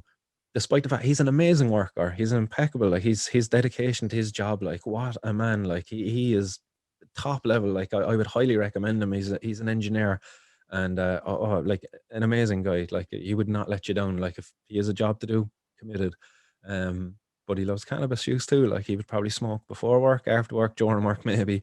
But it doesn't impact upon his ability to do his job, which is a testament to the guy. Like, really. But sadly, But like that goes to show that the public's image of cannabis users is the Cheech and Chong type stoner in a room filled with smoke and that absolutely don't do nothing. it's That's completely the opposite in reality. Like, it's going to be hard to break. you're a normal everyday person. But they're all closeted. That's the biggest issue we have, is they're all closeted. Like, I always use the gay community as an amazing example that the cannabis community has to learn from, in order to achieve the respect in society that they've achieved. Because, like, you look in Irish society only 20 years ago, 30 years, yeah, 20 years ago, even if you talked about the fact of gay marriage or the likes of that in Ireland, people are like, nah, that's never going to happen. It was illegal till 1993. Yeah, oh, exactly. Like, This is the sort of thing, so we have to learn from them, like, the coming out of the closet. This was the thing I have to encourage, but it's so hard to do that when people will lose jobs if they come out of the closet. So what I was going to get to then in that, do you think Gino Kenny's bill, if it was to be put forward and supported and whatever, go through the rings and come into the play, do you think that then will affect a business's ability to test an employee for cannabis? well, if cannabis is legal, then I can't see how a workplace could stand on a policy that punishes legal behavior. Very interesting, yeah. You're like, at the end of the day, you still have freedom to do whatever you want to do within the confines of the law. So once it's legal, I find it hard to see how a company will be able to stand over telling you what you can and can't do outside of working hours in your private home. Good. Fair enough. Do not be under the influence while you work. Same goes for alcohol. Yeah, excellent. Yeah. So that'll be interesting. All right, a grounds there for people. So say Gina Kenny's bill now currently, and say if you're working in the likes of, let's say, Johnson Johnson, for example, and you support the Facebook campaign to have cannabis legalized, and you lose a job then as a result of that, like, is there grounds there then for unfair dismissal? But because some people are worried that, like, even liking a post on Facebook is going to result in them being brought before HR and getting fired. But like, it depends what's in your contract. I can't state something Okay. like blanket. Like, everything will obviously depend on an employment contract. But Like, Interesting. unless Yeah, the yeah. pharmaceutical company is like highly against cannabis, or they have like a very strong anti-cannabis policy, I can't see what you do in your private life affecting your work life. Yeah, I can't see any reason why they might have a vested No. interest in keeping cannabis illegal, or all the pharmaceutical companies. I don't think they'll benefit from keeping cannabis illegal, or would they? That's a chat for another podcast, I Yeah, think. yeah. No, but Pharma versus cannabis. we've an incredible amount of people in Ireland tied up though in that workforce. Like I know a lot of people. I know one guy in particular who's in the back of my mind, and he suffers with back pain, and he suffered a work accident, and he could really sue the company, and he believes that he's using cannabis now while he's working there, and it really helps with his back pain. And he gets drug tested every year, and when the drug test comes up, he actually has to give up cannabis kind of when that period is coming around. And Mm. he'd be going through serious pain then during that period. The pharmaceuticals don't really do anything for him. That they just diminish his quality of life, really, to make him kind of lethargic, and all of this kind of stuff. Like it's not a good situation to be in when he's on them, he says. But But a lot of these kind of employers, they wouldn't draw a distinction between impairment and use. So once you're a yeah, cannabis user, it will show up positive on a test, but that doesn't state that you're actually under impairment at work. yeah, Similar with drug driving. yeah, You can have a joint on a Friday, you can drive on a Monday, you're caught, you are now classed as an impaired driver. yeah.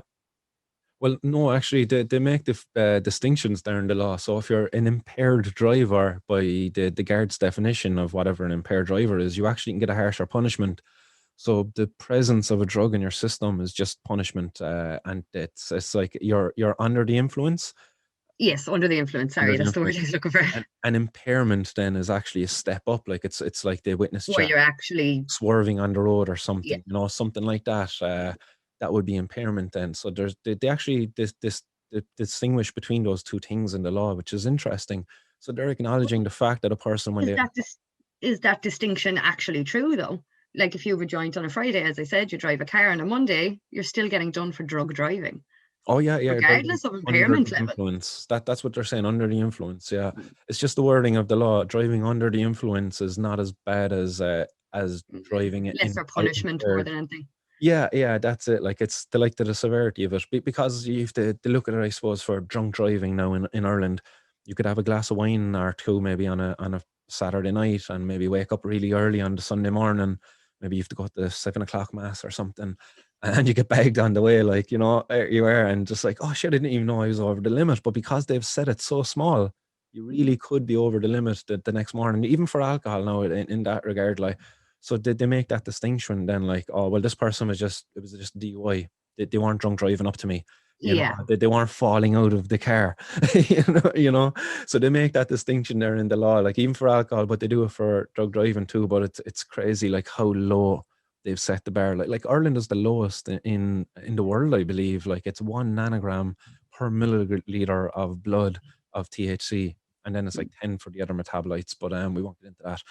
No, like I that's beyond. I'll stay with the law. You can do the science part. Like, I've heard horror stories of like people getting prosecuted for drug driving, and I was looking into it, and there's a lot of skepticism around those tests that they do on the side of the road. Like, is Oh, it yeah.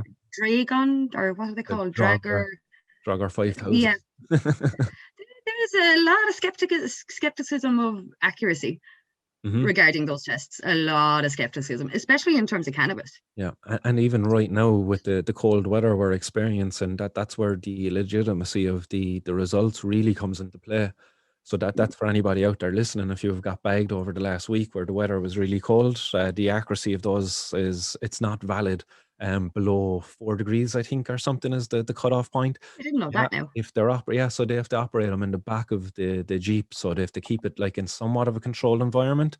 But it's not valid. Like you could ask for the evidence in court, like to show me the evidence that that machine was operating within a thing, because I've evidence to say the temperature was this that night and you operated it outside.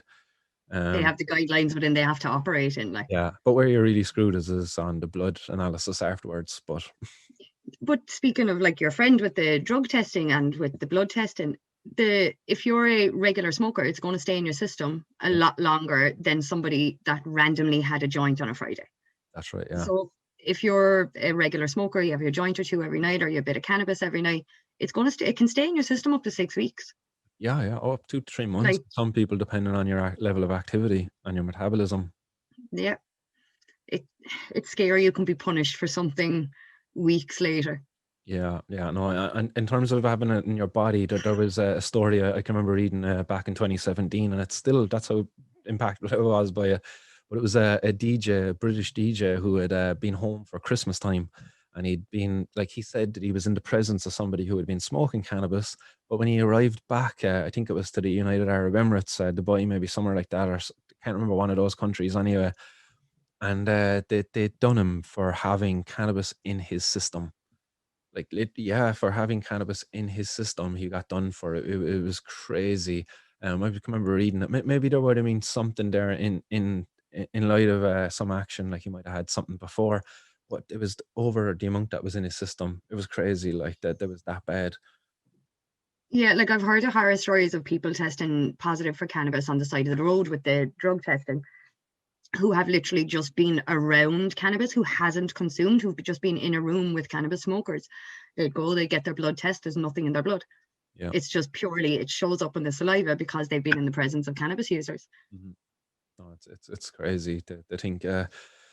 Natalie, anything to add, I suppose, because I've gotten through my little list of questions that I did have. Yeah, because it has been great to talk with you. I definitely think it's great what you've done there with the looking into that particular field of research, and to be getting vocal and supporting the cause for cannabis.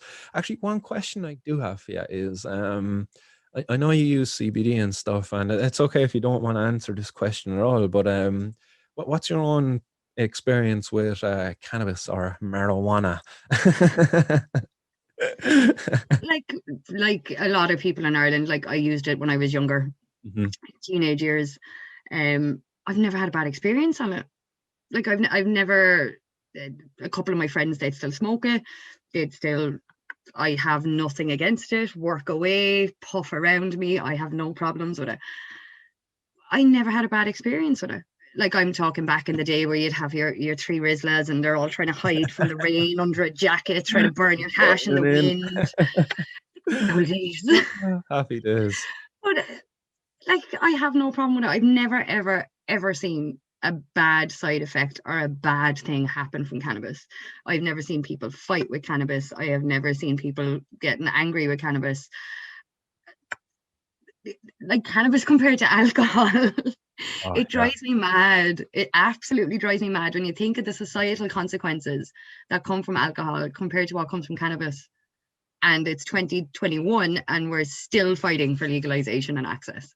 Yeah, the mind boggles. You feel like banging your head off the wall sometimes when it comes to communicating with these policymakers. Like I've sent emails to him, I sent text to him, like I've talked to him at my doorstep, and you're just not getting through to him at all. Like especially these party people. So we Fine Gael, Fianna Fáil, and the Green Party now, who are in government. Yep.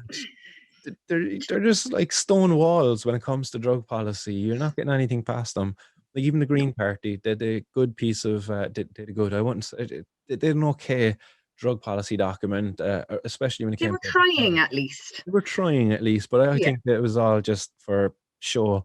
But because when it came to the government formation talks, man, they folded. Like, not a bother. Oh, you don't want to legalize cannabis? Grand. We don't really care either. Like, we're happy to get into government with you, and we leave that one alone. What's that old word my grandmother uses? Turncoats, I think, is a good Yeah, a good yeah. analogy for the Green Party. Oh, yeah. Full promises. I know there's people out there raging now, cannabis community supporters, like, who voted for the Green Party just solely on that reason alone. They thought, oh, these are the guys who are going to get it done for us. Like, let's vote Green Party. Yeah.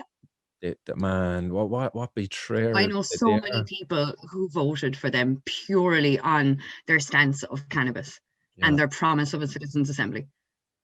All yeah. went out the window. And the Citizens Assembly, sure, there was a little reference to it there recently, and they're using the coronavirus now as a scapegoat at the moment for holding it. But meanwhile, sure, I can go to court. There's no, the coronavirus is grand there. Like, I can go down to court and attend court with up to, I don't know, is there nearly 50 other people inside in the courtroom? Like, that's crazy. There's a citizens' assembly currently running on, I think, gender issues.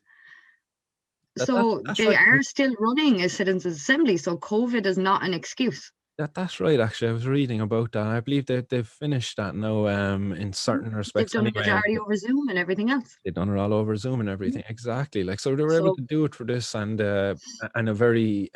You look at the issue like gender equality and stuff, and I'm not saying there's not gender equality in our society, but nobody's getting locked up for it. You know, there's not parents walking from Cork to Dublin to get access to the products that could be made from this bloody plant.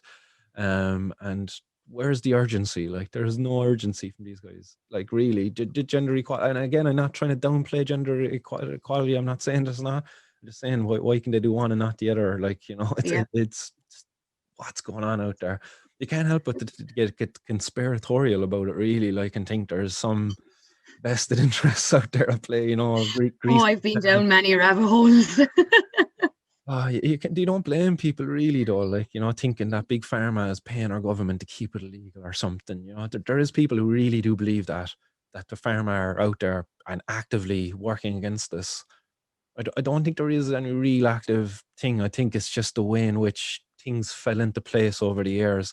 I think the original prohibitionists, like the Randolph Hearst and these fucking racist guys in America who really thought this up, they thought it out really well. They demonized the plant amazingly. Like, they done incredible, because at the time, Brilliant marketing.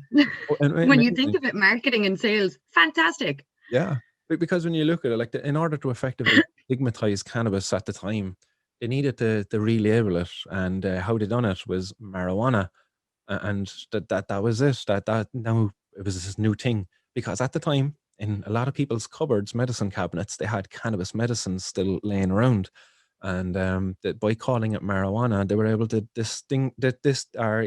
kind of distinguish it between that medicine and this kind of this devil's lettuce that the Mexicans and the blacks are using. And then we fast forward to the day today, that same policies by these same racists, these same misogynists, like the same, like, there's so many things I could call them, but I won't even go down there.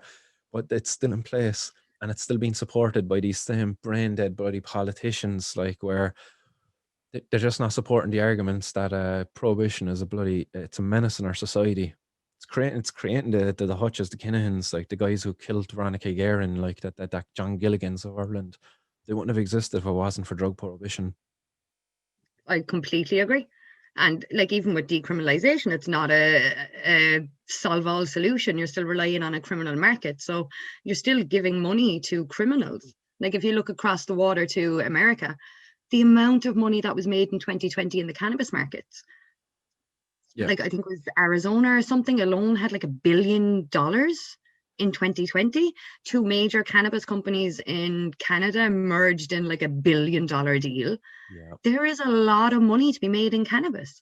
And I think, especially like with the government as well, if you're trying to kind of advance reform, you have to go in with figures, because at the end of the day, the government are only interested in money and what's coming into the revenue. sadly. Going in with moral arguments of criminalization and stigma, as much as it's my research area and as much as I love it, it might tug on a couple of heartstrings, but it's not going to change the world. You have to go in with rock hard science, rock hard business proposals. Look how much money the revenue can make from this. Yeah, Look how much money you're going to save not criminalizing people, and look what money you can make in taxes when you legalize and regulate it. yeah. And at the end of the day, I think the governments will only respond to money more than sympathetic moral arguments from people. On that particular topic on money and stuff, because when that comes up, and I hear this argument, you know, an awful lot, you know, you have to show the government how much money can be made from it. But in that, right, if we were to have, if Gino Kenny's bill was to go past now in the morning, and we have these big companies you mentioned, Aurora, Tilray and stuff, like, and they're very much interested in the recreational cannabis market. These are massive companies with billions behind them, you know, they can flood our market here with cannabis that it'll be very hard to compete with, really, like, as a local person. So say myself now, even particularly, If cannabis was legalized, I got a license, I was able to produce it.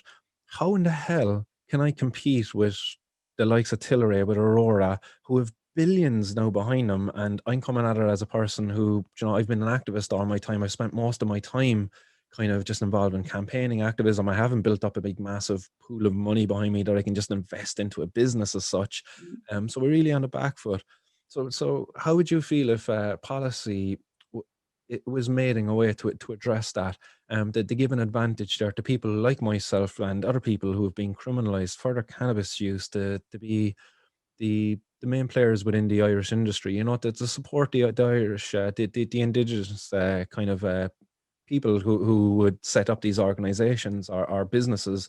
So what I was kind of proposing would mean, for myself anyway, I'd be very much interested in setting up a non-profit type of cannabis collective where the cannabis is grown by the community for the community and it's sold to the community at a very affordable price, and any profits then are staying within the community. You pay wages to people who run in the operation, the grows, the processing and the selling at the retail level, and then any extra money at the end of the year is put back into the community in terms of like some kick-ass parties or supporting charity events or buying parks and stuff like that. Like, that would be a much better way, or as opposed to some Canadian company just coming and selling cheap cannabis to people, and our government just reeling in taxes then off consumerism.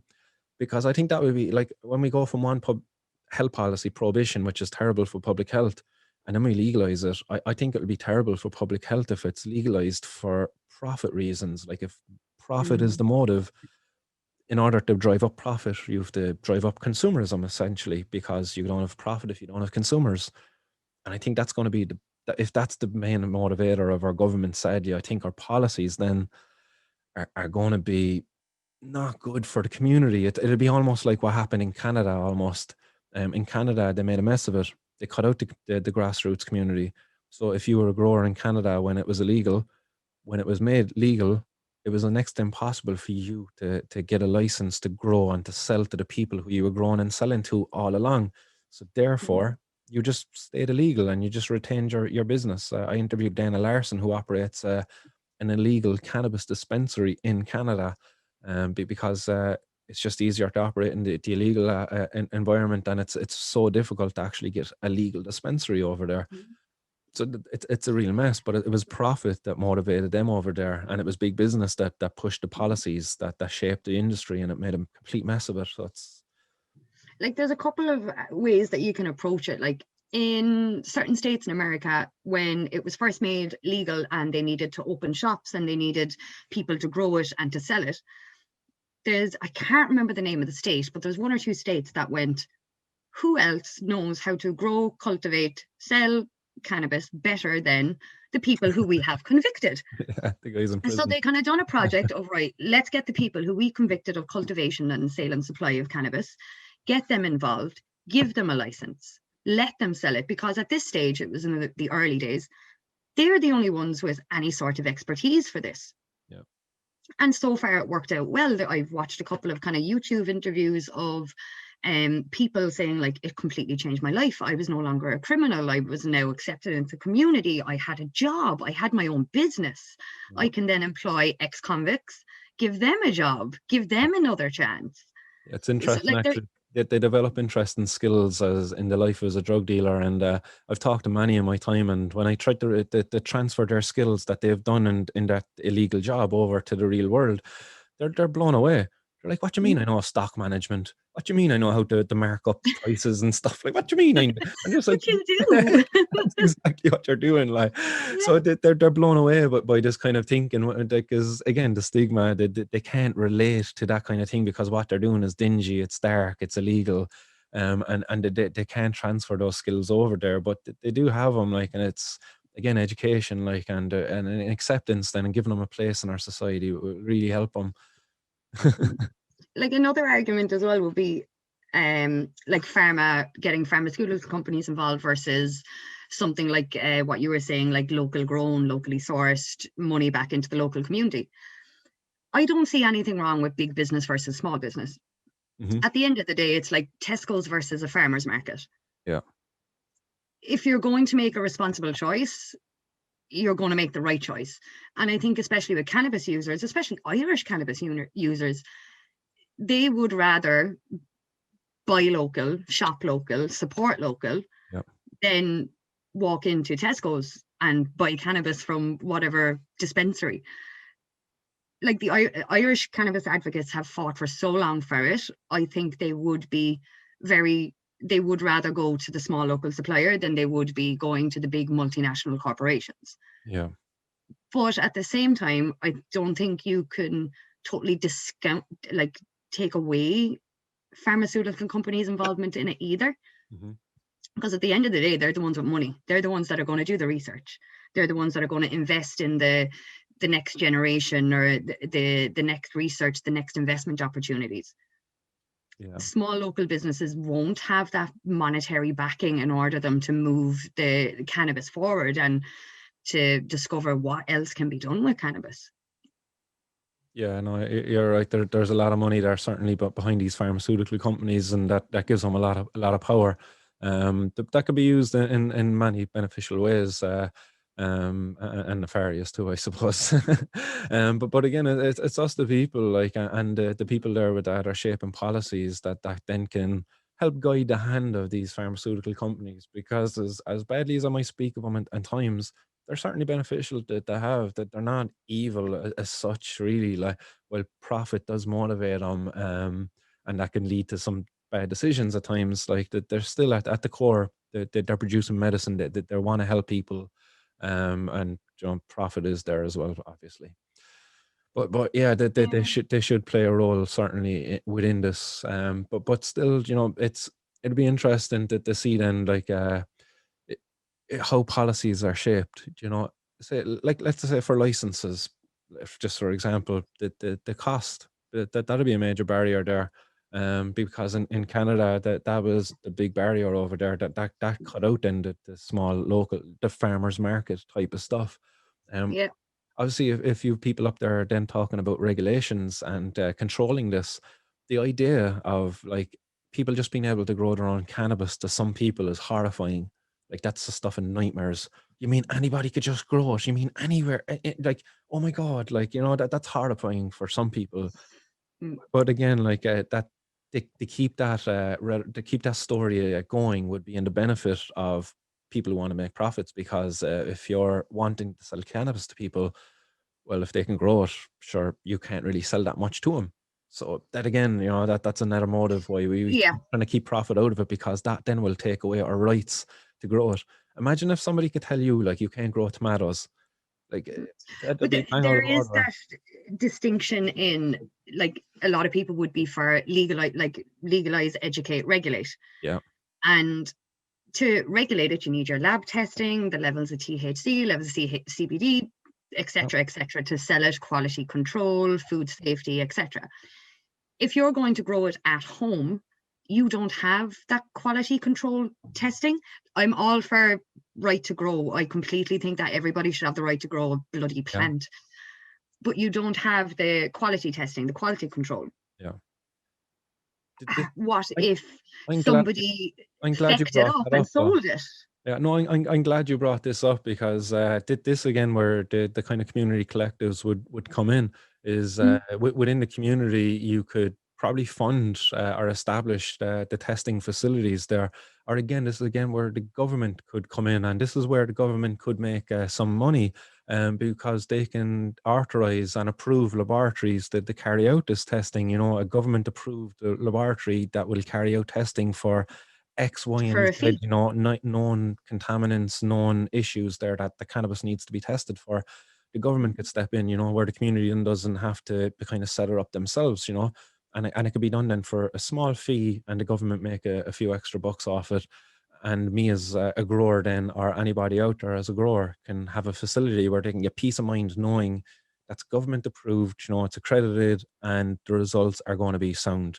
And there's no bias there in the results that are being given. Like this again. I think the finer details of that argument it'll probably come to light, like, when the legalization argument, or when the legalization bill comes through. Like, all these arguments will start coming out. Do you think And I that's think a lot of it will be around quality control.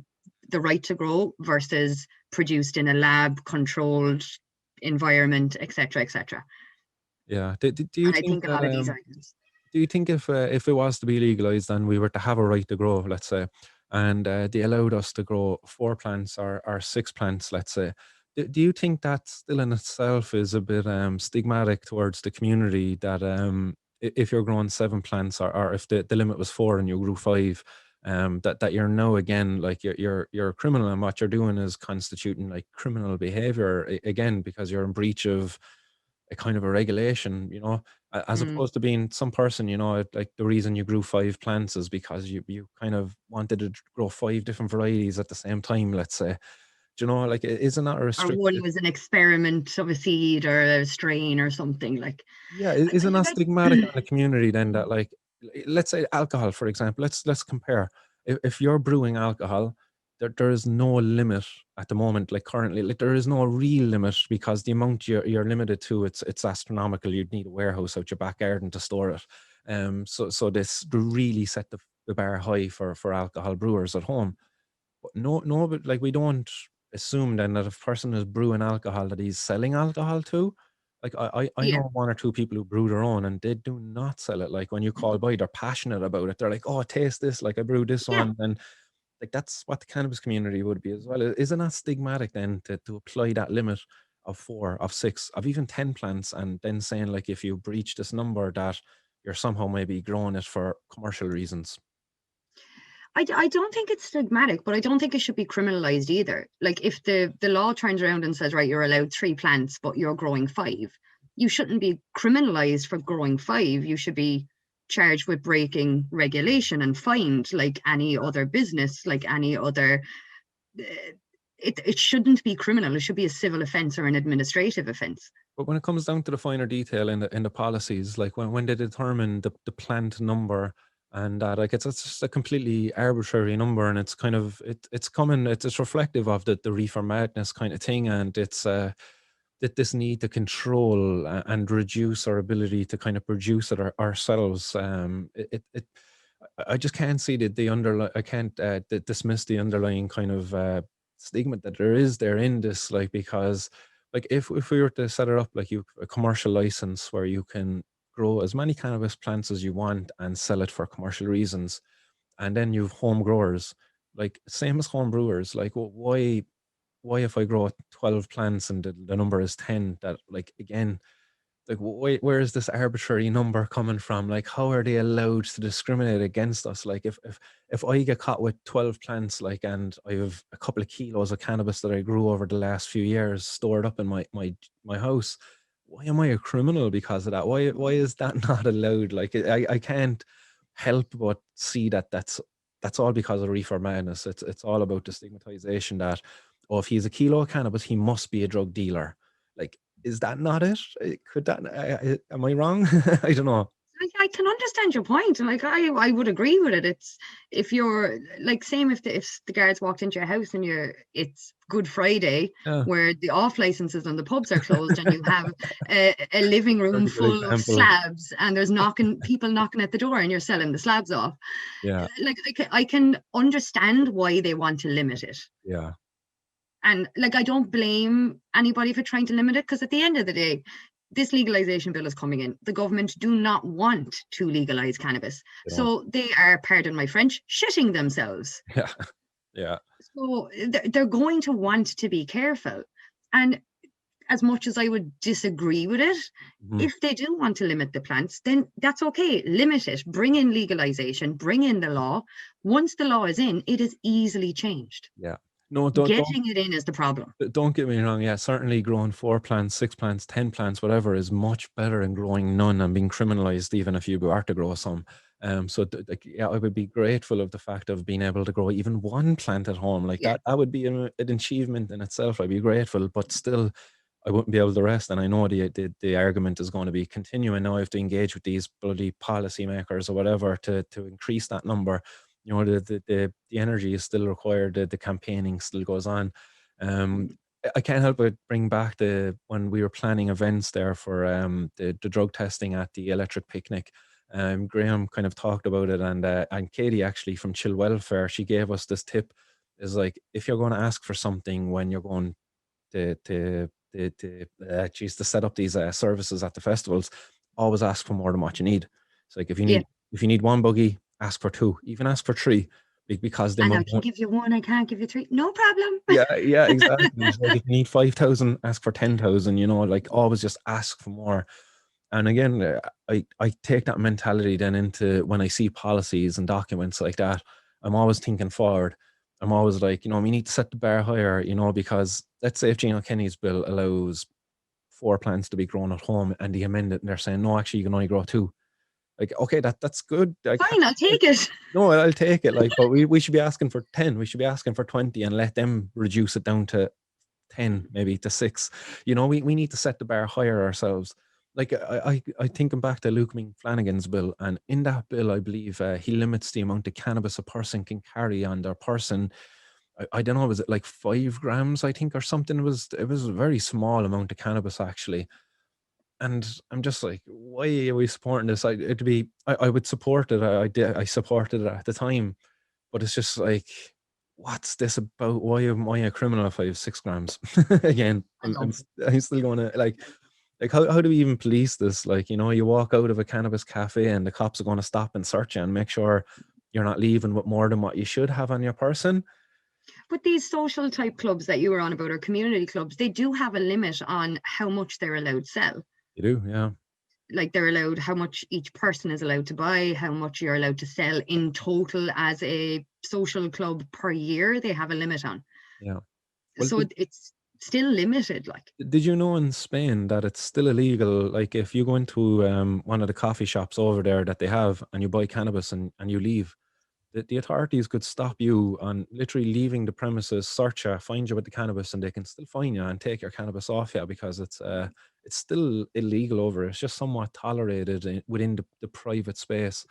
But what you're supposed to do is you're supposed to actually leave your cannabis at the club, and they'll mind it for you, and you can come back and consume it again there the next time in the private I was in space. Benidorm last year, just before the lockdown, like the start of March, just before COVID kicked off. And I was talking to someone over there about the social clubs that they have and the access to it. And she was saying to me, like, you just walk in, you pay your 25 quid a year for your membership card. I think I have a membership card somewhere from them. Nice. And you walk in, you pay your 25 quid, you get your membership card, and you can buy as much as you want, but you have to stay on the premises for 30 minutes before you're allowed to leave, whether you consume it or not. Interesting. Okay, yeah. You go in, you buy your little bit of cannabis, and you cannot leave there for 30 minutes. You're supposed to leave it behind you. You're not supposed to take it with you. Yeah. You can't smoke joints with tobacco inside because of the smoking rules. And I found that really interesting. I was like, so what? Like, because you walk down the road in Benidorm and you'd smell it left, right, and centre. Yeah. And I said, like, do the police actually enforce that? And they're like, not really, but there's always one or two that they catch. Yeah. I don't like the look of that person. Can do them for nothing else except cannabis. Yeah. So and I found that interesting that you have to stay there for 30 minutes. You can't just walk out the door, nothing like that. Yeah, it's their little self-regulation that they put in place. Oh yeah, we make them stay for 30 minutes to consume, and if they leave then afterwards, well, they're sneaking it off the premises because, we tried. I think that's the reason why they might do something like that. I wasn't aware of any such rule, actually. It's the first time I've heard of something like that. I don't actually know. Is it in the law, or is it just a kind of policy that the social clubs kind of brought in themselves to try, like, get themselves out of trouble on the other end, as you said? Oh, I tried to make them stay. And yeah, that's an interesting one. Or I don't think they could be policing that very well now while people are under lockdown and they're probably getting takeaways. You can't go in and socialize anymore. No, COVID and all that. So at least they can bring it home now with COVID. Yeah, no, certainly. It'd be interesting, all right, to see what happens here, because the patients have gotten the continued delivery of the cannabis to Ireland, but the next step now is actually just getting it dispensed by the pharmacists here. That'll be the next good achievement, is for Vera and the other patients to be able to just go into the chemist, get their prescription, and walk back out the door, and none of this kind of stigma or the private courier coming with this specialized medicine. Like, Oh, that's the cannabis bus pulling up. yeah. As far as I'm aware, like pharmacies and stuff, like they are on board with it. They have no problem with stocking or dispensing. Yeah. But I think the concern is security. Yeah. Oh, big time. Like, yeah. But I don't think they would be able, if, let's say, well, I ran the numbers for chronic pain, and the amount of people who would be benefiting from cannabis access in Ireland is it's astronomical. And I think the chemists, while they'd definitely be in a good position to help, they would be overwhelmed. I think there would need to be specialized dispensaries there for the cannabis flowers. I think where the pharmacies would play a role would be for the likes of Vera with Ava, and the specialized type of medicine that she would need, like Oils and pastes and stuff like that. oils, Like it's a exactly. lot different from flowers. It's a much different, like, and it's very specific, like, and that's the important specificity of the Yeah. compounds within the medicine, and the consistency then of that supply, that it's always consistently the same. Like, Ava needs that, and other patients out there like Ava need that. But somebody like Alicia Maher, like, she just needs the flower, and she doesn't need it to be as consistent, but it needs to be somewhat consistent. Obviously, the same strain and within a certain kind of profile, but it doesn't need to be like the oil would need to be so specific for the case of seizures and stuff like that. So I think that while the pharmacies would serve those patients, I think Alicia and other patients out there who might have chronic pain, insomnia, and things like that, a dispensary like where you could go in, meet a bud tender, I suppose, is the term that they use over in America, who's educated and can provide then a good kind of information base of the products that are available. Oh, you suffer with insomnia? Great, we have this product here that'll help with that. It's your first time using cannabis?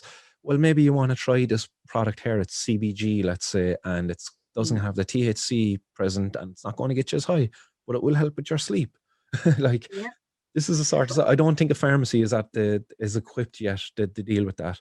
Like, if you go into a pharmacy and you expect them to be able to tell you the difference between White Widow and Super Silver Haze, yeah, exactly. Like, they wouldn't be looking at, exactly. It's like, but if you went into them and said you need the 5% THC from Bedrocan, and it's this one, like that's good for them. Like, that'll be easy for them. But Yeah. for But cannabis, like, I think the variety that's needed, it's needed to reflect patient individuality. yeah. And like I said earlier, like some people don't like indica, they don't like sativa, they'd rather an oil, a paste, etc. Not all patients are going to use the same thing or the same product. No. Patients are different. They want different ways of consumption. There's some smokers out there who wouldn't smoke but would take an oil or a vape or a paste. And that needs to be reflected in the availability as well on the market. Yeah, I agree with you. I'm just aware that we're after going on another half an hour there since we were wrapping her up there. Yeah. Sorry if Oh I'm my taking gosh. up. Yeah, Two sorry. o'clock. We've been chatting for 2 hours. Yeah. No, you're just going into a bit of a time warp on these things. Like, and I could probably talk with you for another hour or two more. We'll certainly have to have you back on as the year progresses, and get some updates on things and just discuss things further, because when Gino Kenny's bill gets published, like, I'm sure you'll have some opinions to share on that. So I'm definitely going to be looking to get you back on in future. But before I go, is there any closing statements you want to get out there? Many messages you want to get out to the people? Cannabis ain't that bad. Stop stigmatizing people. Excellent. Stop with the stigmatization. Do your research, educate yourself, or follow me on Twitter. I'll educate you. That's what I was just about to say. Where can people find you? It's Natalie. What's your handle? It's Natalie O Regan 1. Ron on, yeah. Yeah, because someone took Natalie O Regan, and I think it's like my old account from years ago. Pastors. I can't get it back. But I leave you with a closing statement by Albert Einstein. Oh. The definition of insanity is doing the same thing over and over again and expecting a different result. Yeah, and I think that sums up prohibition and cannabis pretty well. Yeah, that's it. Natalie, thanks very much again for taking the time this morning. This afternoon. It's been an absolute pleasure to sit and chat with you. So thanks again. Thanks very much, Martin. My pleasure. Thanks for having me on. And there you have it, everyone. I hope you enjoyed that interview there with Natalie O Regan. And I very much enjoyed that conversation, and I hope to pick it up again at another stage, hopefully in person, once we get past all of these bloody annoying restrictions around the coronavirus. But guys, just again to remind you, if you want to support the show, support the fight for cannabis legalisation in Ireland, don't forget to sign up to the patreon.com/martinsworld, or also you can make donations in the form of bitcoins over on martinsworld.ie. And guys, just as well, don't forget, like, share, subscribe, and help to get this word out there. The aim of the show is to help get a message of the benefits of cannabis legalisation. So let's get this to the people who need to hear this message. So thanks very much, guys, for your support, and stay blazed. Keep it lit. Peace.